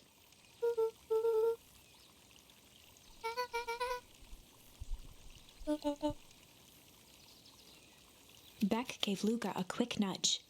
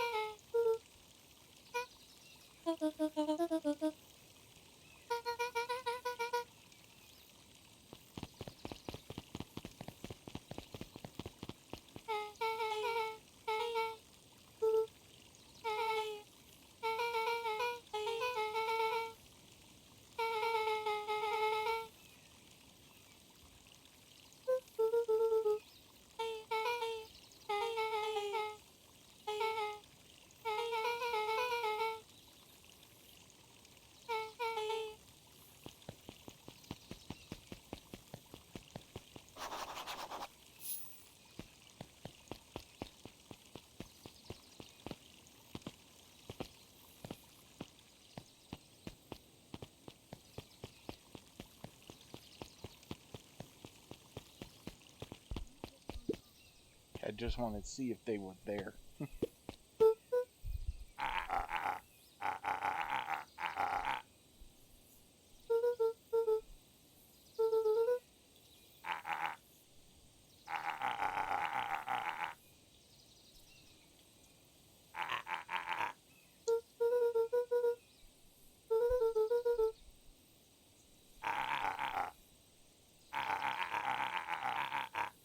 Jeff dug through his pockets for a bit.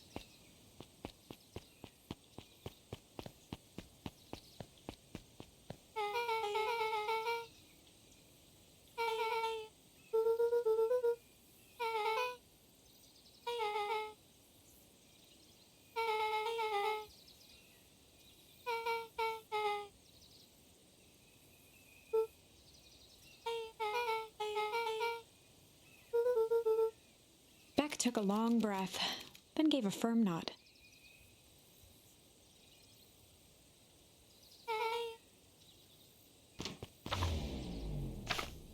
Chapter 4. Dinner with the Moodwills. Ilona Moodwill was worried about change. A gardener at heart, she understood the necessity of change, relied on it even. But there was a difference between the controlled world of her plants and this cluttered cottage in a strange town. Almost done. Nellie was a blur of activity, digging through boxes. Sorry, love, couldn't find the dishes. We'll have to make do with paper plates. Dinner went by without much conversation. As she watched Beck and Luca finish up their pizza, Ilona let herself relax into the chair. The things she cared about were still here. Nellie finally had the job of her dreams. Beck was beginning to take root. Ilona's task was simply to tend to them. She could do that.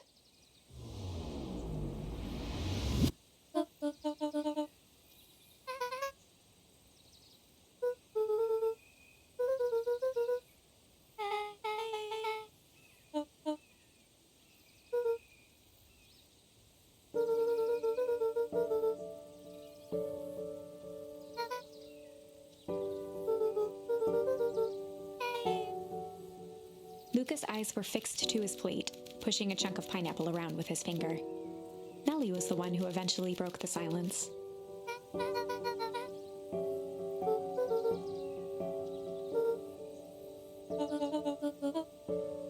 Ilona nervously gestured toward the boxes.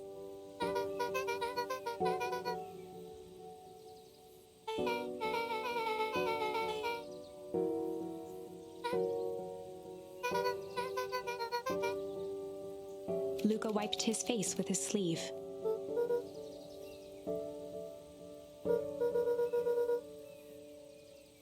Beck gave Luca a swift kick under the table.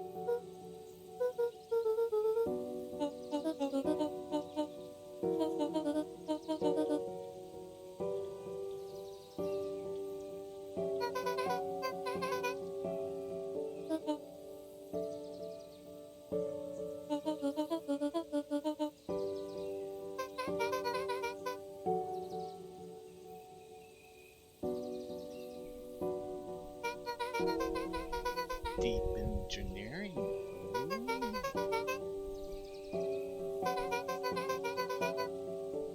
Luca glanced over to Beck. She seemed to be holding her breath.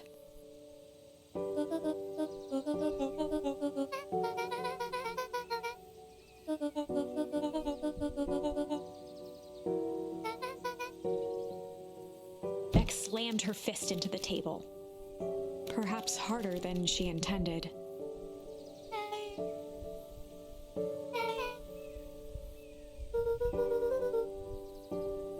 Luca glanced outside to gauge the time.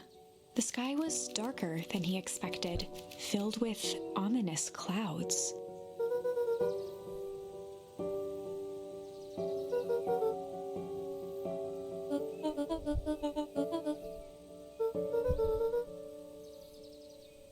Luca wiped his mouth one last time with his napkin and started to get up.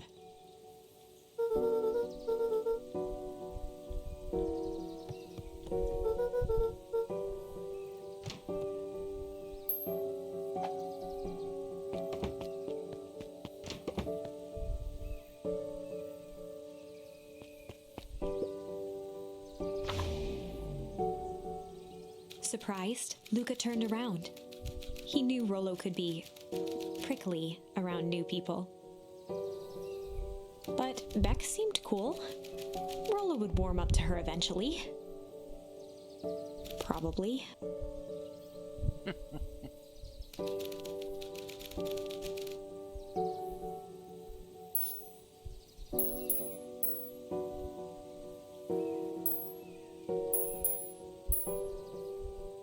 Let's go with this first.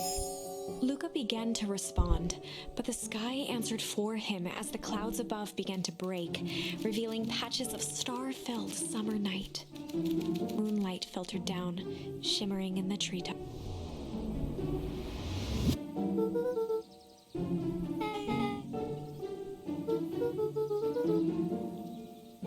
Luca stopped himself mid-sentence.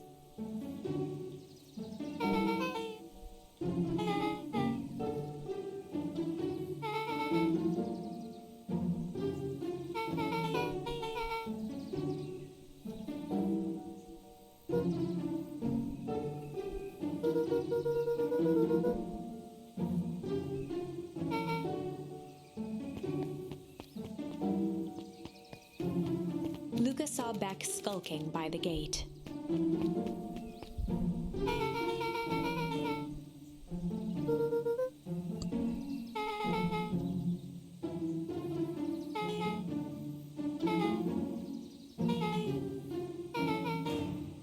Beck grabbed the wrought iron bars and shook the gate.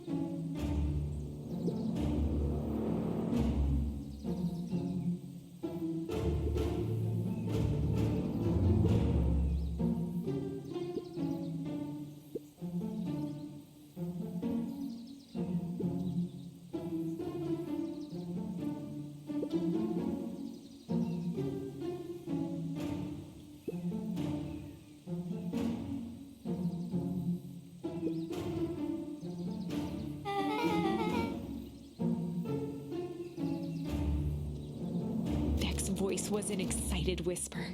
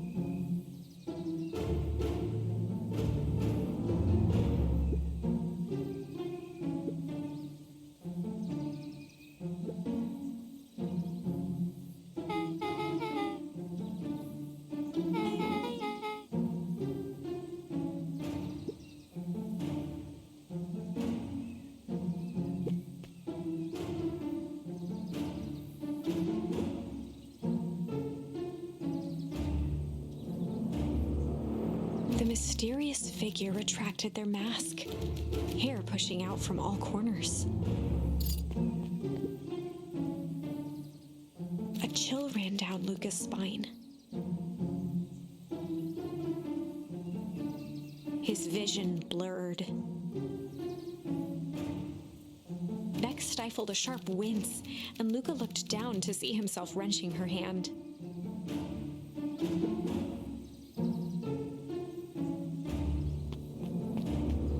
Gran tousled her hair back under the face mask.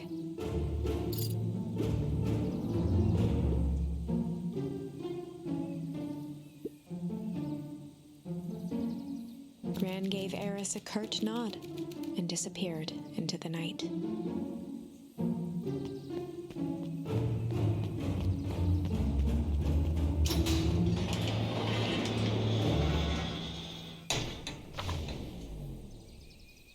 Chapter 5. What big ears you have! Lucas sat shivering in the bushes, staring at his feet. After checking to make sure the coast was clear, Beck gave him a gentle tug on his sweater.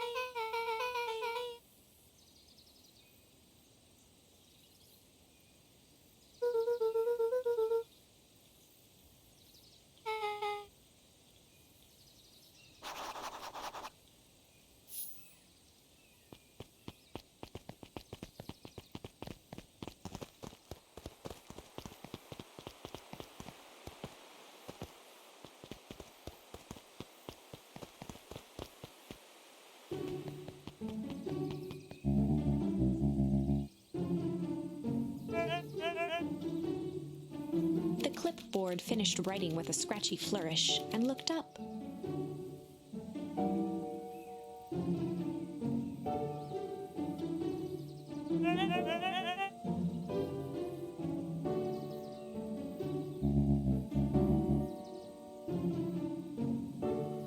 Mr. Nuncreed, arms crossed over his paunch, gave an exhausted sigh.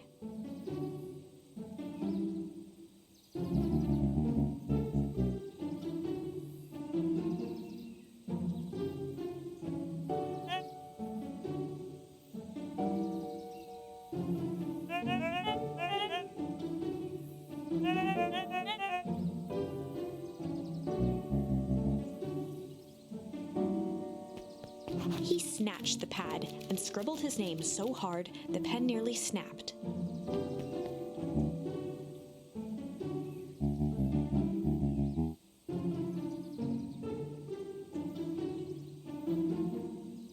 The clipboards looked at each other for a moment, almost pondering the possibility, then broke into laughter as they walked away.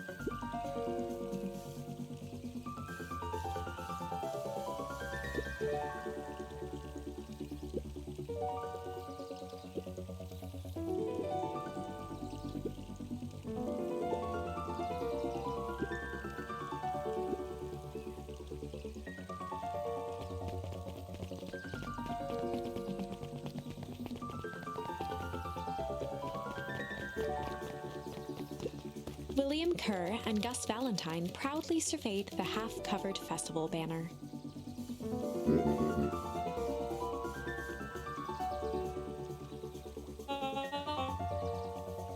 The mayor gave a half-hearted shrug.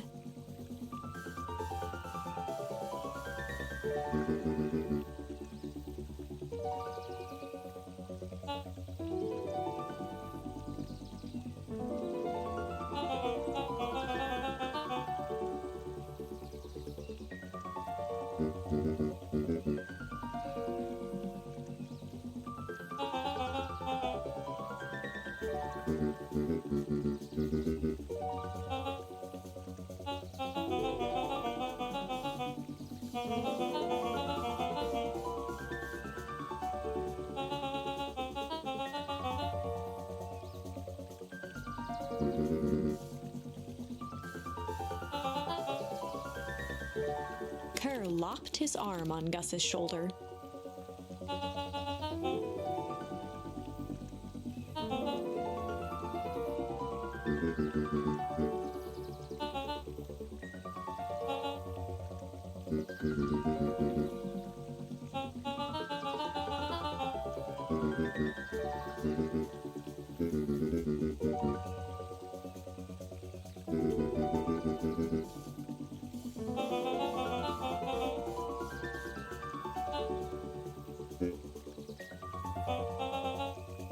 With a glimmer in his eye, Kerr gestured grandly toward the horizon.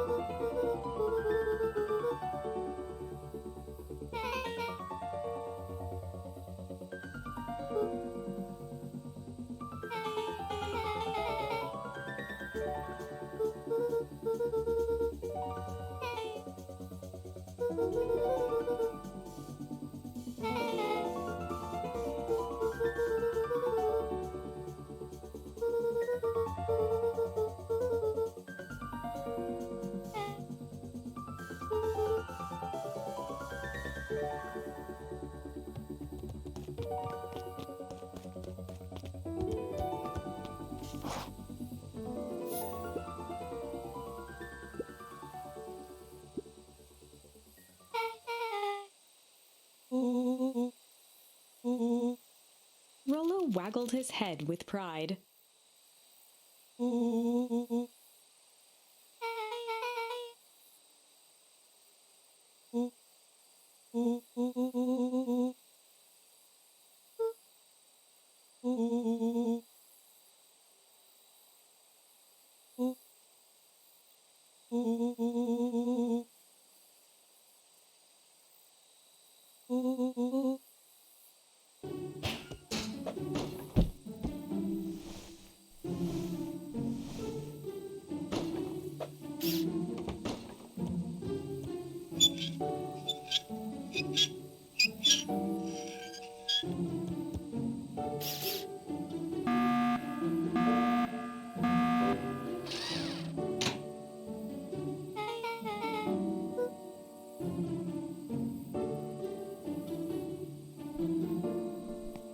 Always going all out.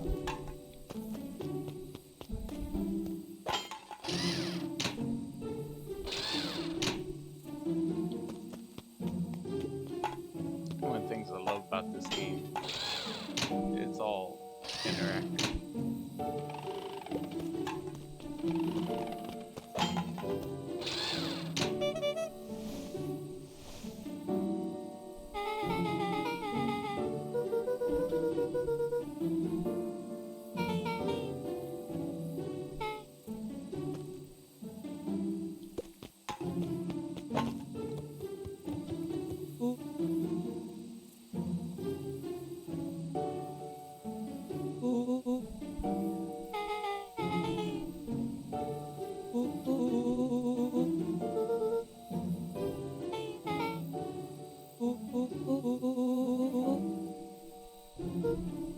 Luca sucked in a long breath.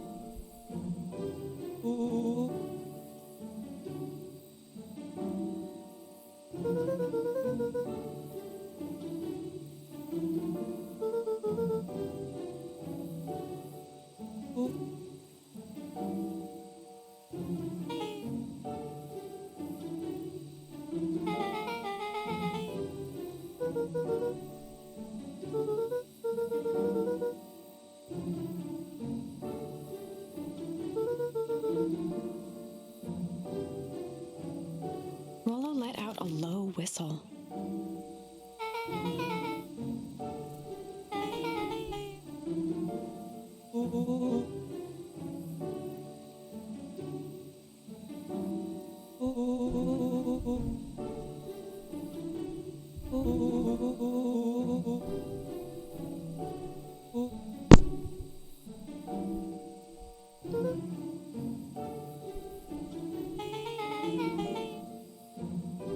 Rollo and Luca shot back a look.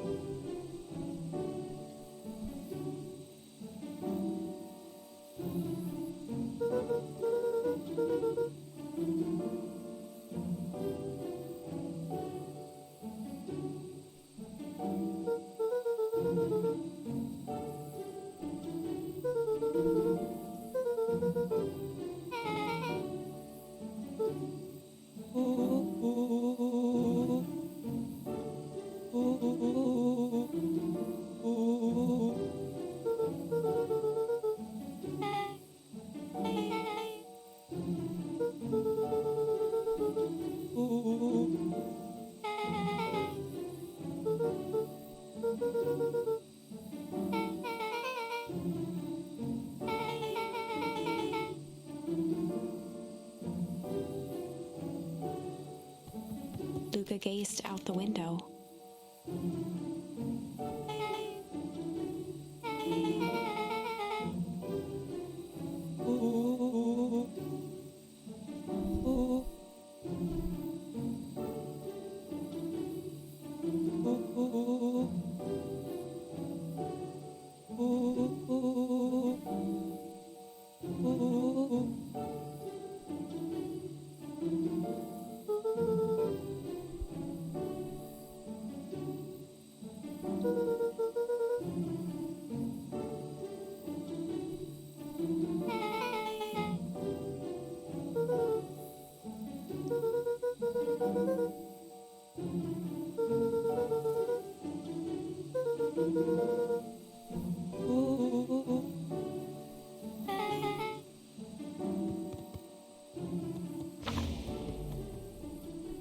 Chapter 6.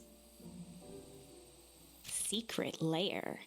Summer forged ahead, but the nights only seemed to grow colder. Luca walked home slowly under the pale starlight, cautious to avoid any more surprises lurking in the shadows. Reaching home, he slipped quietly into bed, half dreading what they might discover the next day.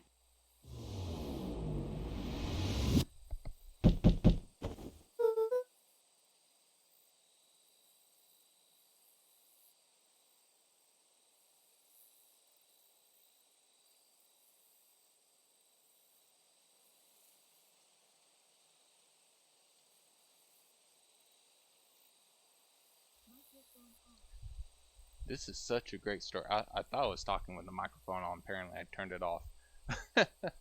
No, it's such a great story. You get, I mean, at times you get like here where just a lot of great backstory with it, and you start seeing stuff tying into stuff that happened on other branches, so you can get the full story yourself. Well, let's see what goes on from here.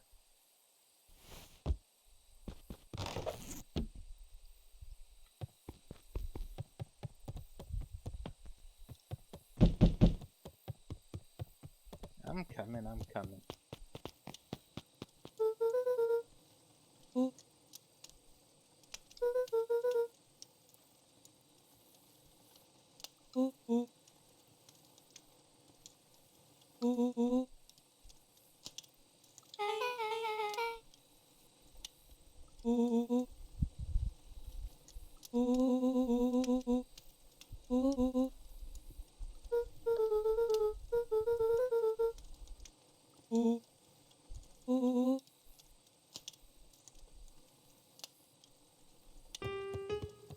Luca and Beck rolled their eyes as Rollo strutted across the room.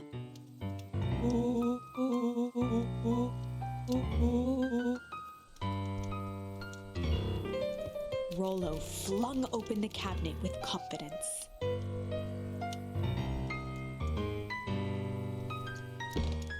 He coughed as a veil of dust hit his face. I know that feeling.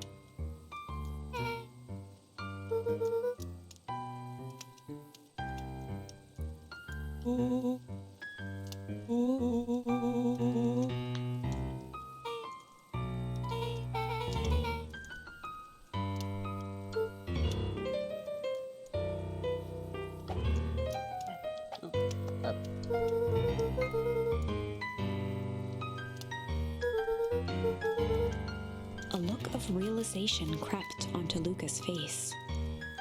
All three kids snapped to glance at each other, then sprinted in turn toward the kitchen.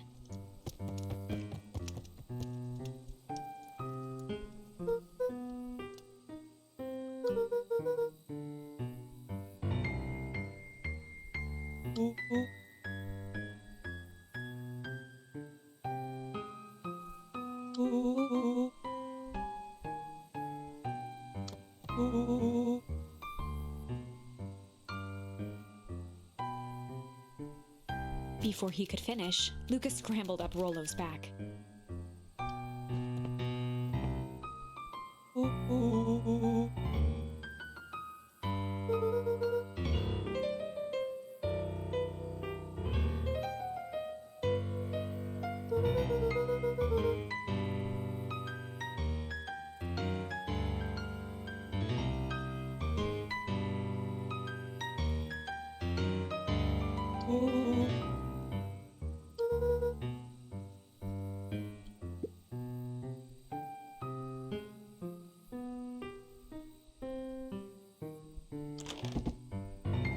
The three crowded around the hutch to peer in. With the glass doors opened, a perfect porcelain display gleamed in front of them. Their eyes searched for anything amiss. But the only distinct feature was its impeccability.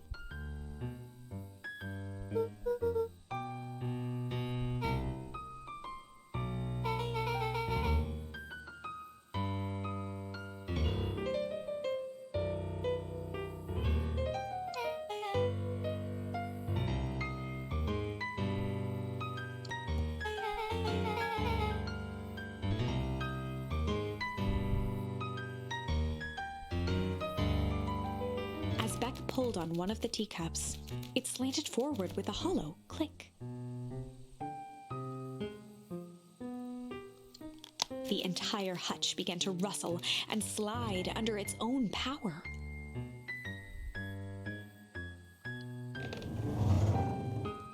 Secret hideaway.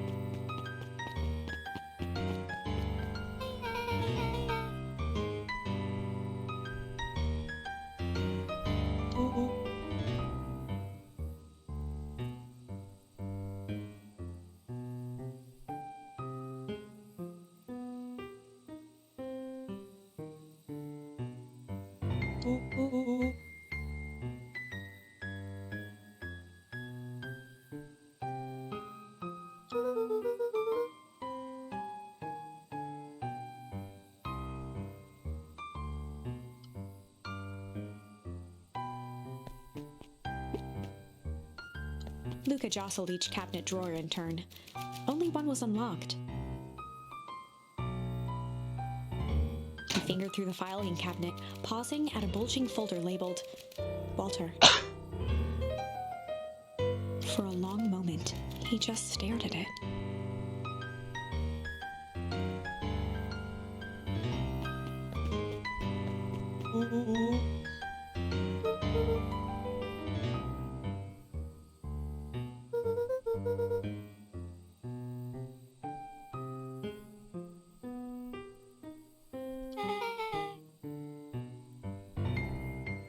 Luca nodded and caressed the label with his thumb.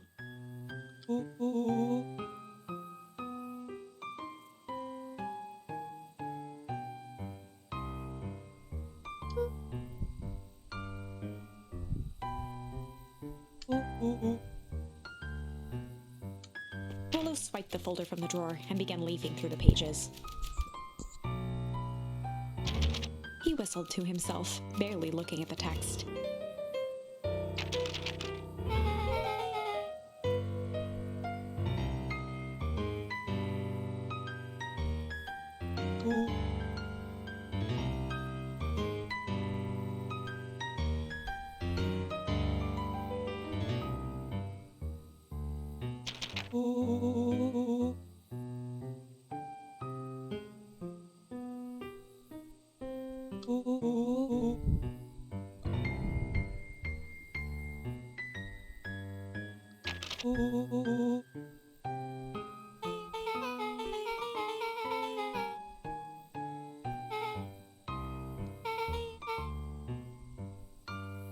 Cheeseburgers. He stopped at a page and mimed, holding up a monocle.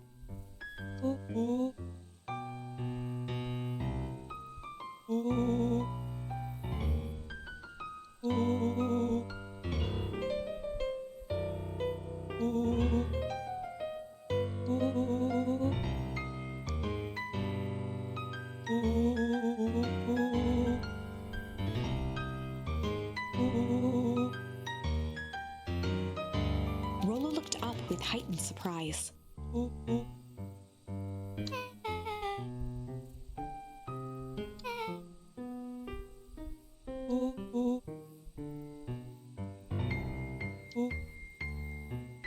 Rollo's finger traced across the page.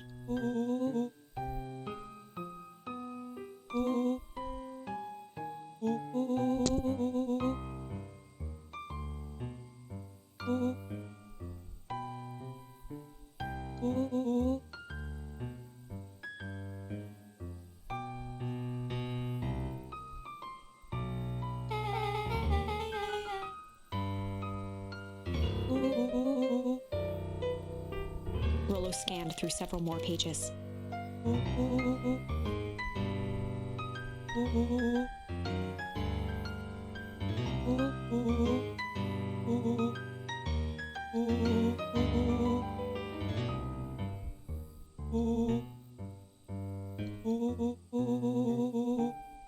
Luca, staring blankly at the cabinet this whole time, spoke softly.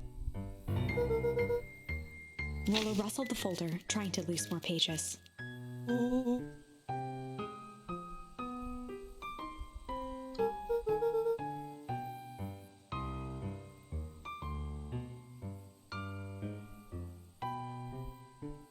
Luca frantically shoved the remaining cabinet folders, trying to find another labeled Walter.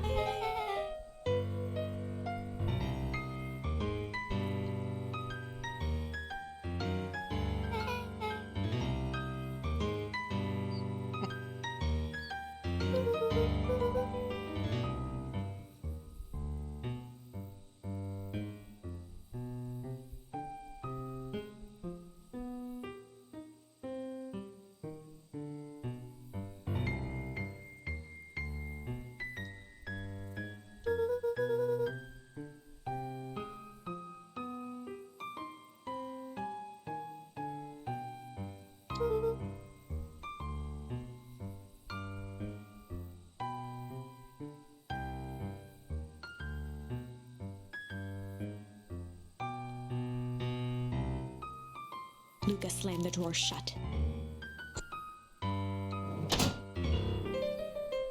A spider web of string connected photos of people from the town, interspersed with hastily scrawled notes.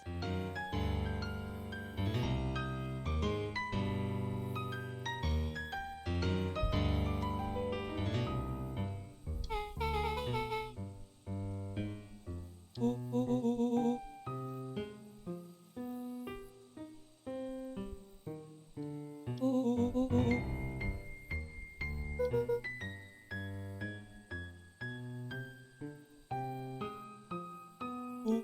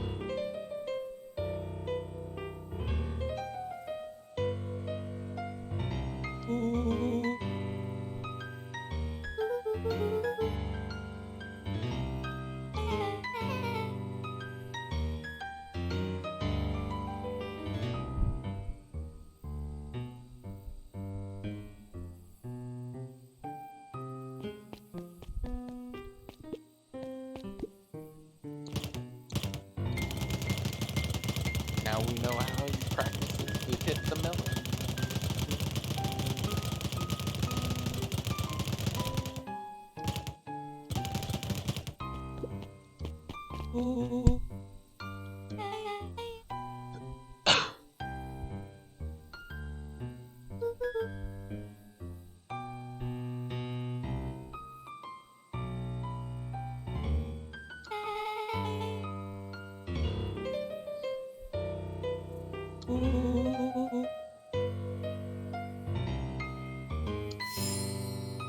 Incinerate.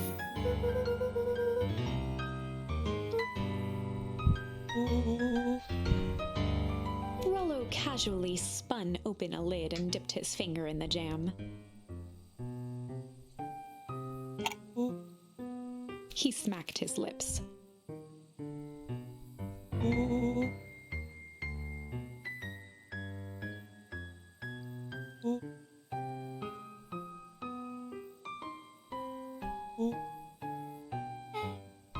Rollo plunged his hand in the jar, fishing out a soggy slip of paper.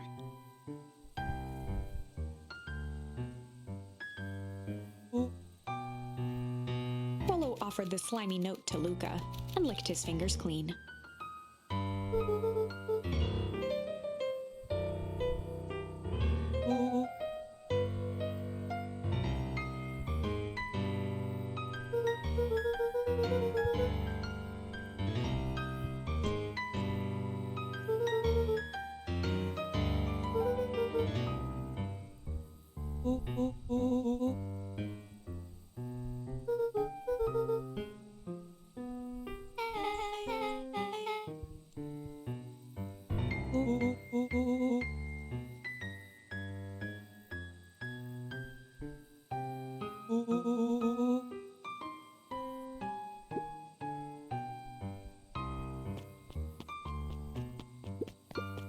One more thing. They crowded around a worn-down old map of Beacon Pines. Can't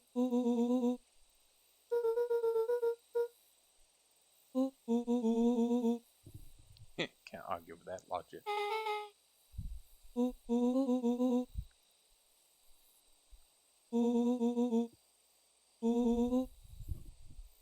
Rollo carefully traced the path with his finger.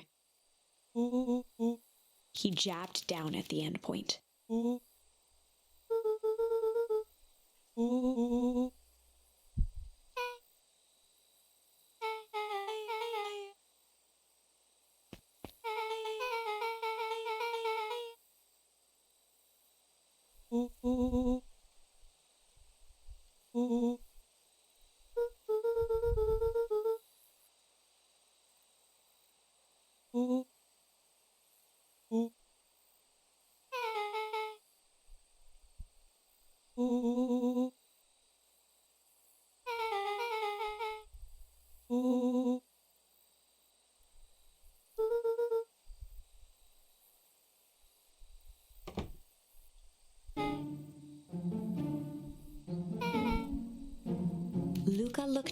from the map.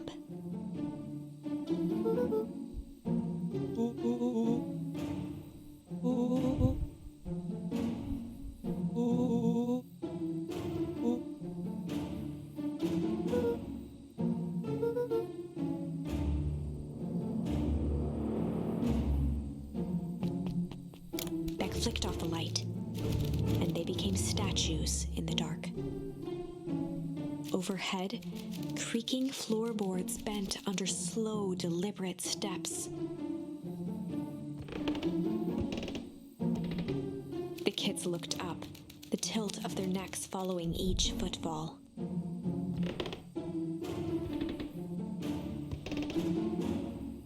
Then suddenly, it stopped. Without realizing, they'd been holding their breath. All three exhaled shakily. A muffled male voice broke the silence. A final few footsteps reached the entrance above them, and the voice now echoed down the stairs. The three kids shuffled to the corners without a peep. As he began to descend the stairs, the man's voice punctuated every new step. Thump.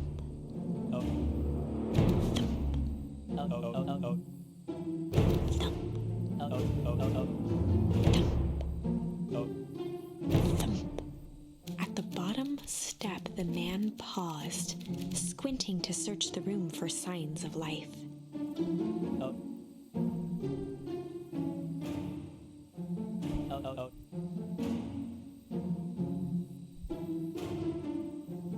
Rollo shifted suddenly. Luca gave him an intense, chastising look and whispered through clenched teeth. It was too late. Rollo was already inching toward the stairway. He screeched as he charged toward the shadowy figure. With all his weight, Rollo tackled the man to the ground.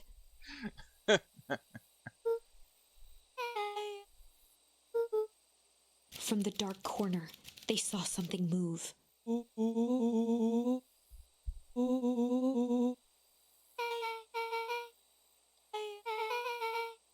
Luca scrambled to the hunched figure on the ground.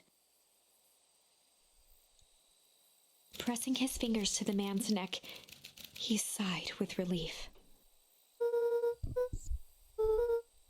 As Beck flicked back on the light, Luca and Rollo both gasped in stereo.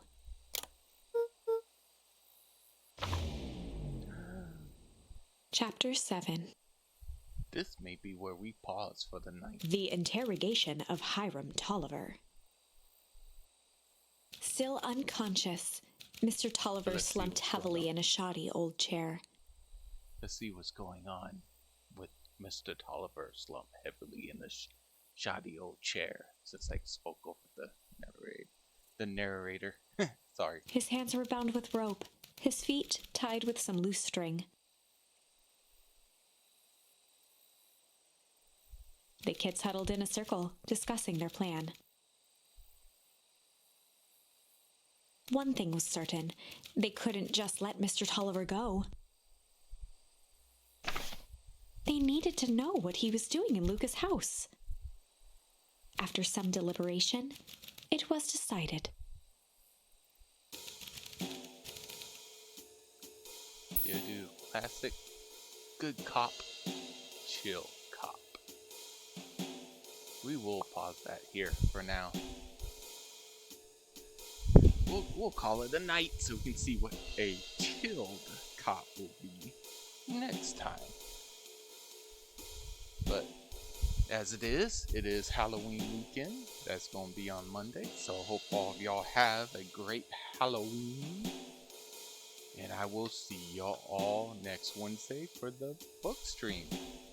So y'all have a good one. And then next Saturday, of course, we will continue on with this. And we see what a good cop, chilled cop can do. Have a good one.